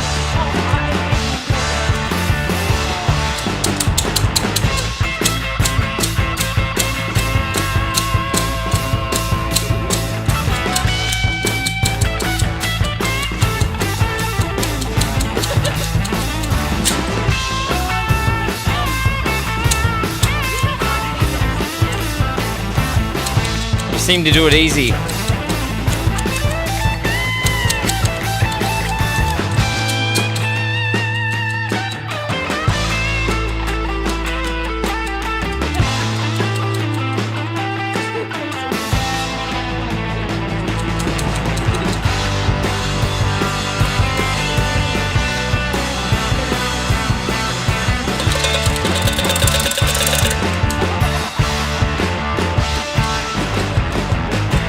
60 seconds.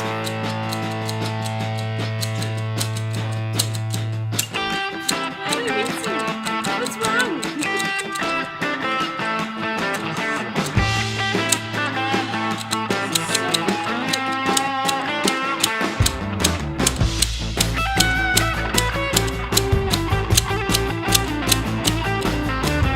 No, one who go away.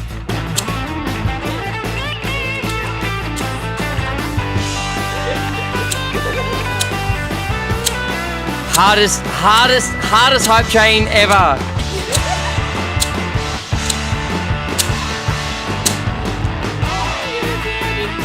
No, you're not sorry. Not too close to my ears, please.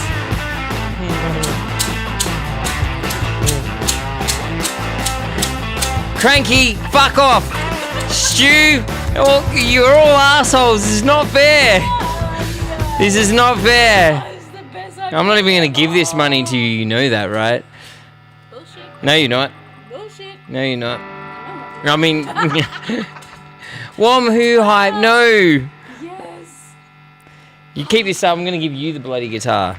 Yeah, go on, do that too. Yeah, that's a bad idea, isn't it?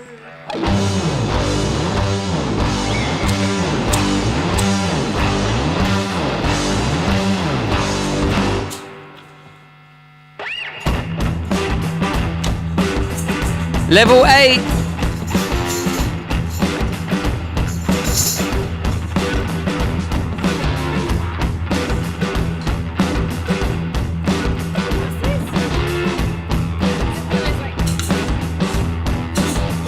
It's broken. I stuck it up my ass.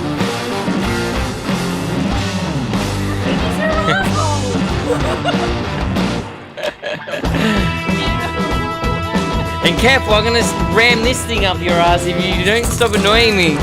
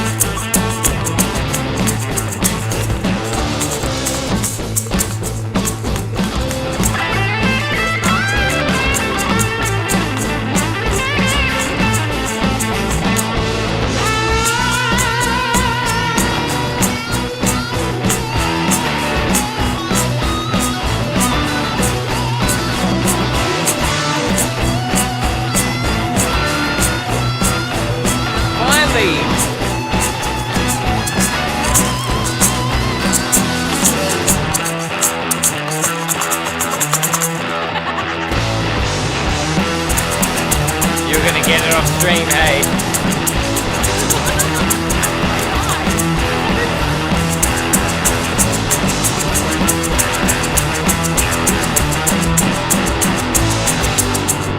2 minutes. Amazing. This is the best day of my life. Yeah, is it? Yep. Yeah? What do we got? We got 2 minutes. Come on, chop chop.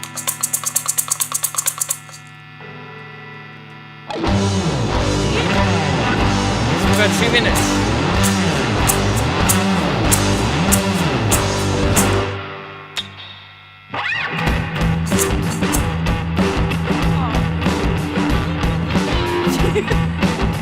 You're gonna look back at this VOD and go, what was I doing? I'm gonna screenshot the fuck out of this. With all the faces you pulled, and out of context, I'm gonna put this shit on social media, and you'll be there on social media go, ah, with a rattle. Like there's something wrong with you. I don't care if you forget who controls your social media.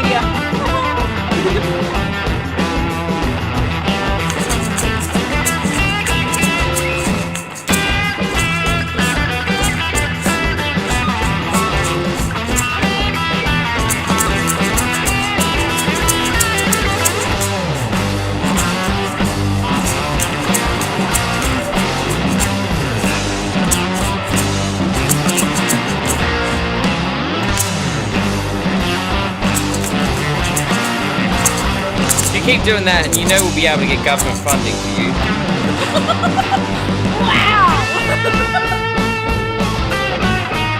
Oh. Yeah, you're shit, Stu. Haha. You got like 20 seconds.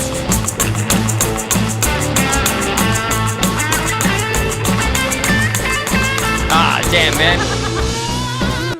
Alright, next one. Next one. I'm gonna get on the drums and just like blast her. Bo Diddley Jam.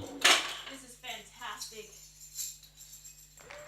So for the record, we're doing rage and anger is the theme of this stream, and we've got a hype train, which means I have to solo for as long as this hype train is going for. I've got a missing my finger. I can't use my first finger because it's wounded, and this chick is trying to make me angry. No, what was... Oh, no, that's a bad idea. Double tambourines. Yeah. Oh, yes. Double tambourine you.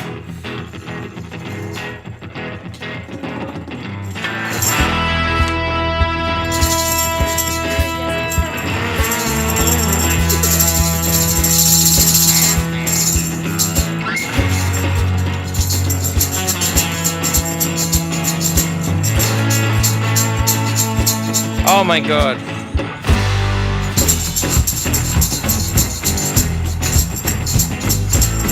Stick your tongue up and do it.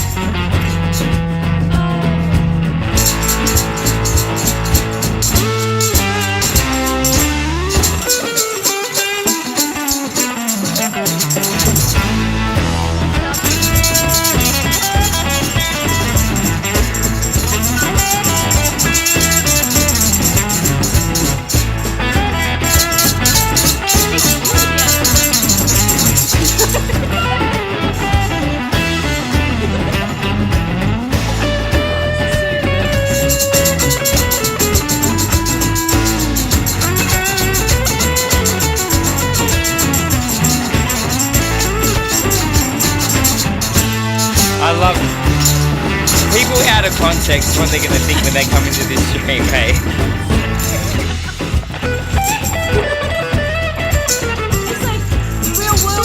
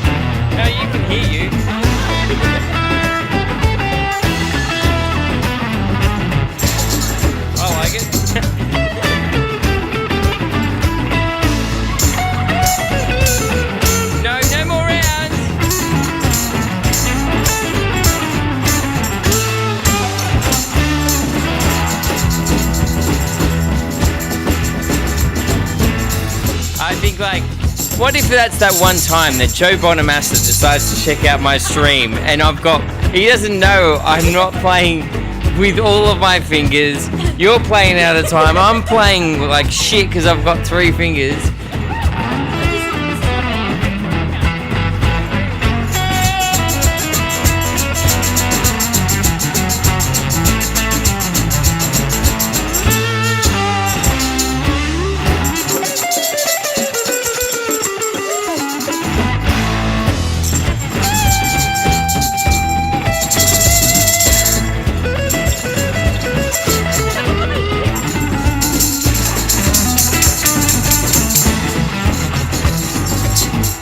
Stu, you want another? You guys really want another round of this? Like, isn't this hurting your ears too? God, you guys are What are people who like pain? Masochists. All right.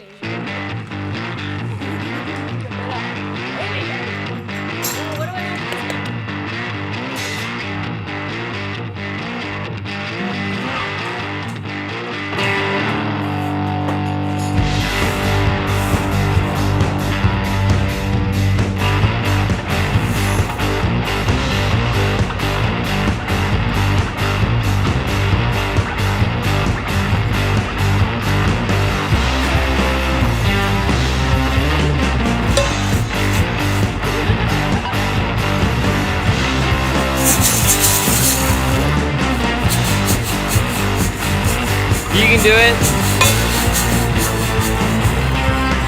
You can do it.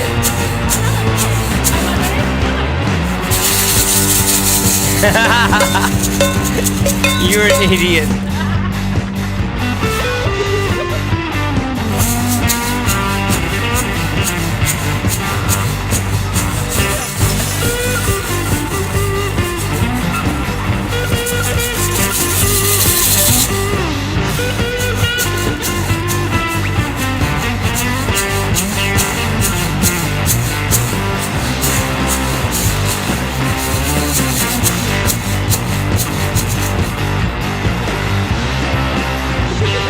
We've run out of time.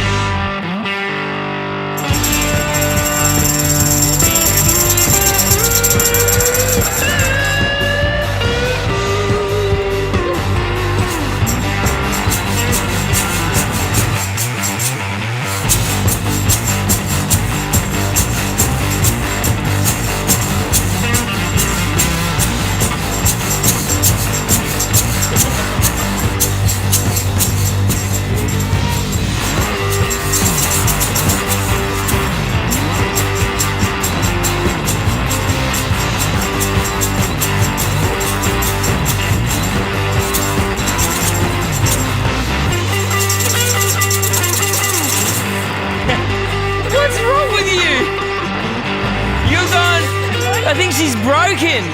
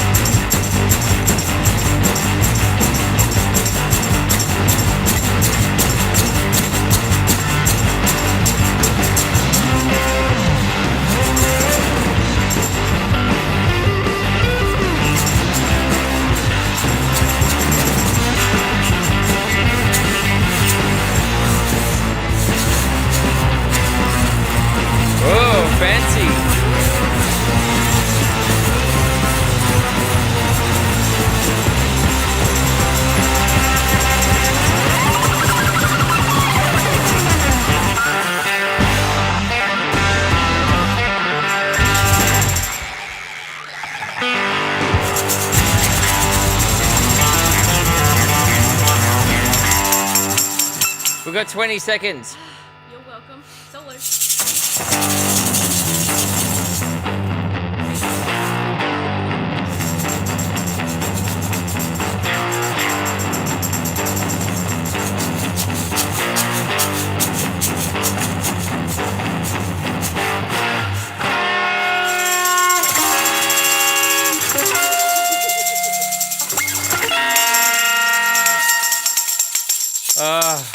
I am so glad that's over. If you fucking hit that, if you hit anything, in this studio, just once, I will. Well, you told me to hit something just once. Does this stream need to end right now? Do I need to teach you a lesson? Don't make me stop this car. Turn it around. Hang on. I'm going to turn your microphone on. If you're going to be a good person, I'll turn your microphone on. Person. Yeah, sucked in, chat. That's Okay. I'm That's what you get. I'm not afraid. I'm not a... Oh, no, that's really loud for them. sorry.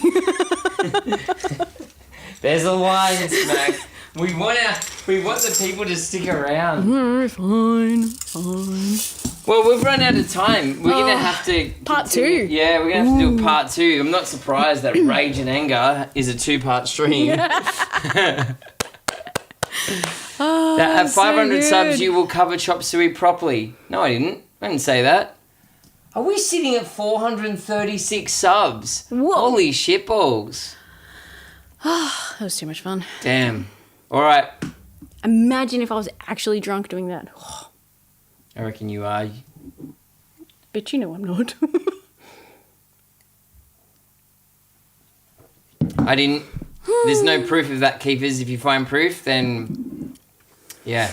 Oh, my God. That was sensational. I don't know about any of this. I feel weird.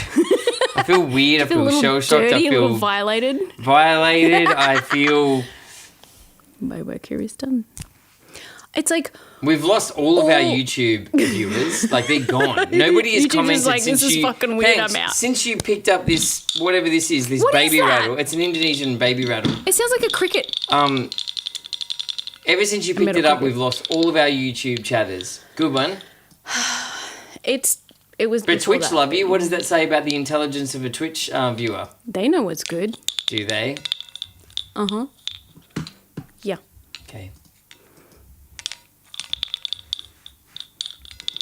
So we've got Suck 2 a more fat songs cricket. and a couple of stories. Let's go rage. Rage? Rape. No. Whoa! Raid. Ow! You just said that. I didn't know what I said. Ouch! That fucking hurt. Oh, we did not. Let's go. Escape. You're going to say the same word, both of us. Yeah. Ow! That hurt. Escalated. That really hurt. Oh, we didn't hurt. You're such a girl. You just insulted your own sex. Good one. Yeah.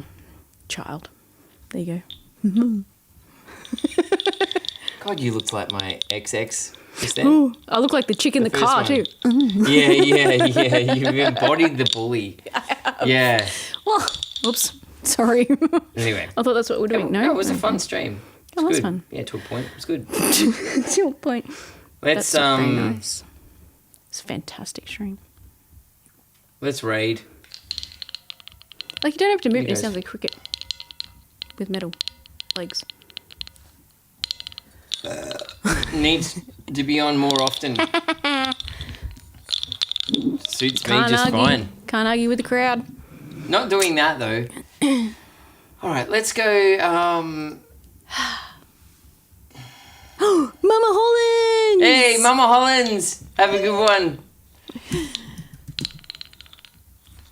I am full from grace. Since we're going to South Australia soon, let's raid a South Australian. Thanks, dudes.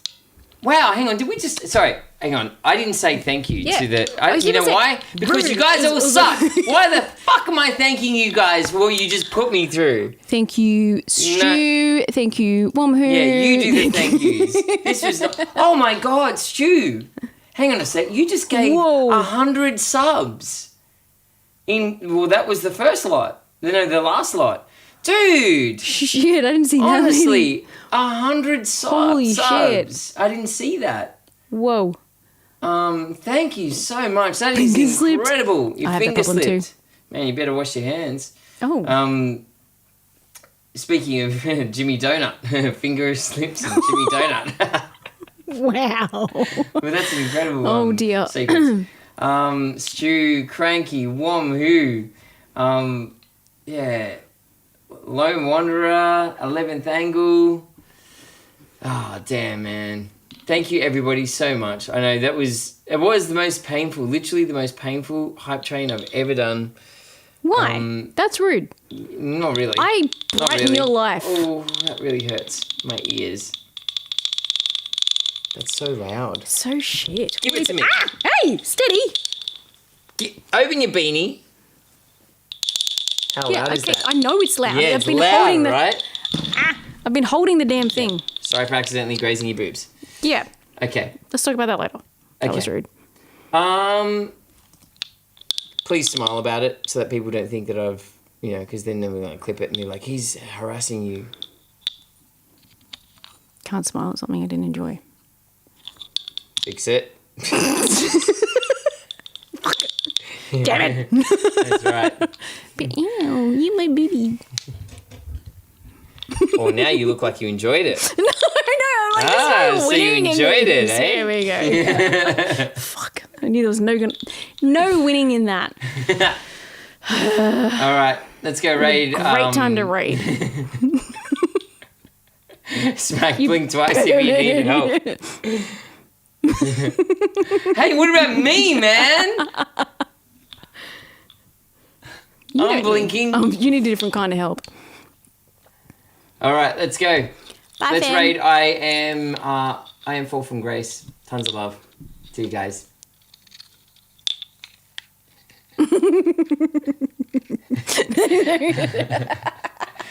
Fuck all you guys. I love you guys. This has been the best stream ever. Oh, bad night. I'm gonna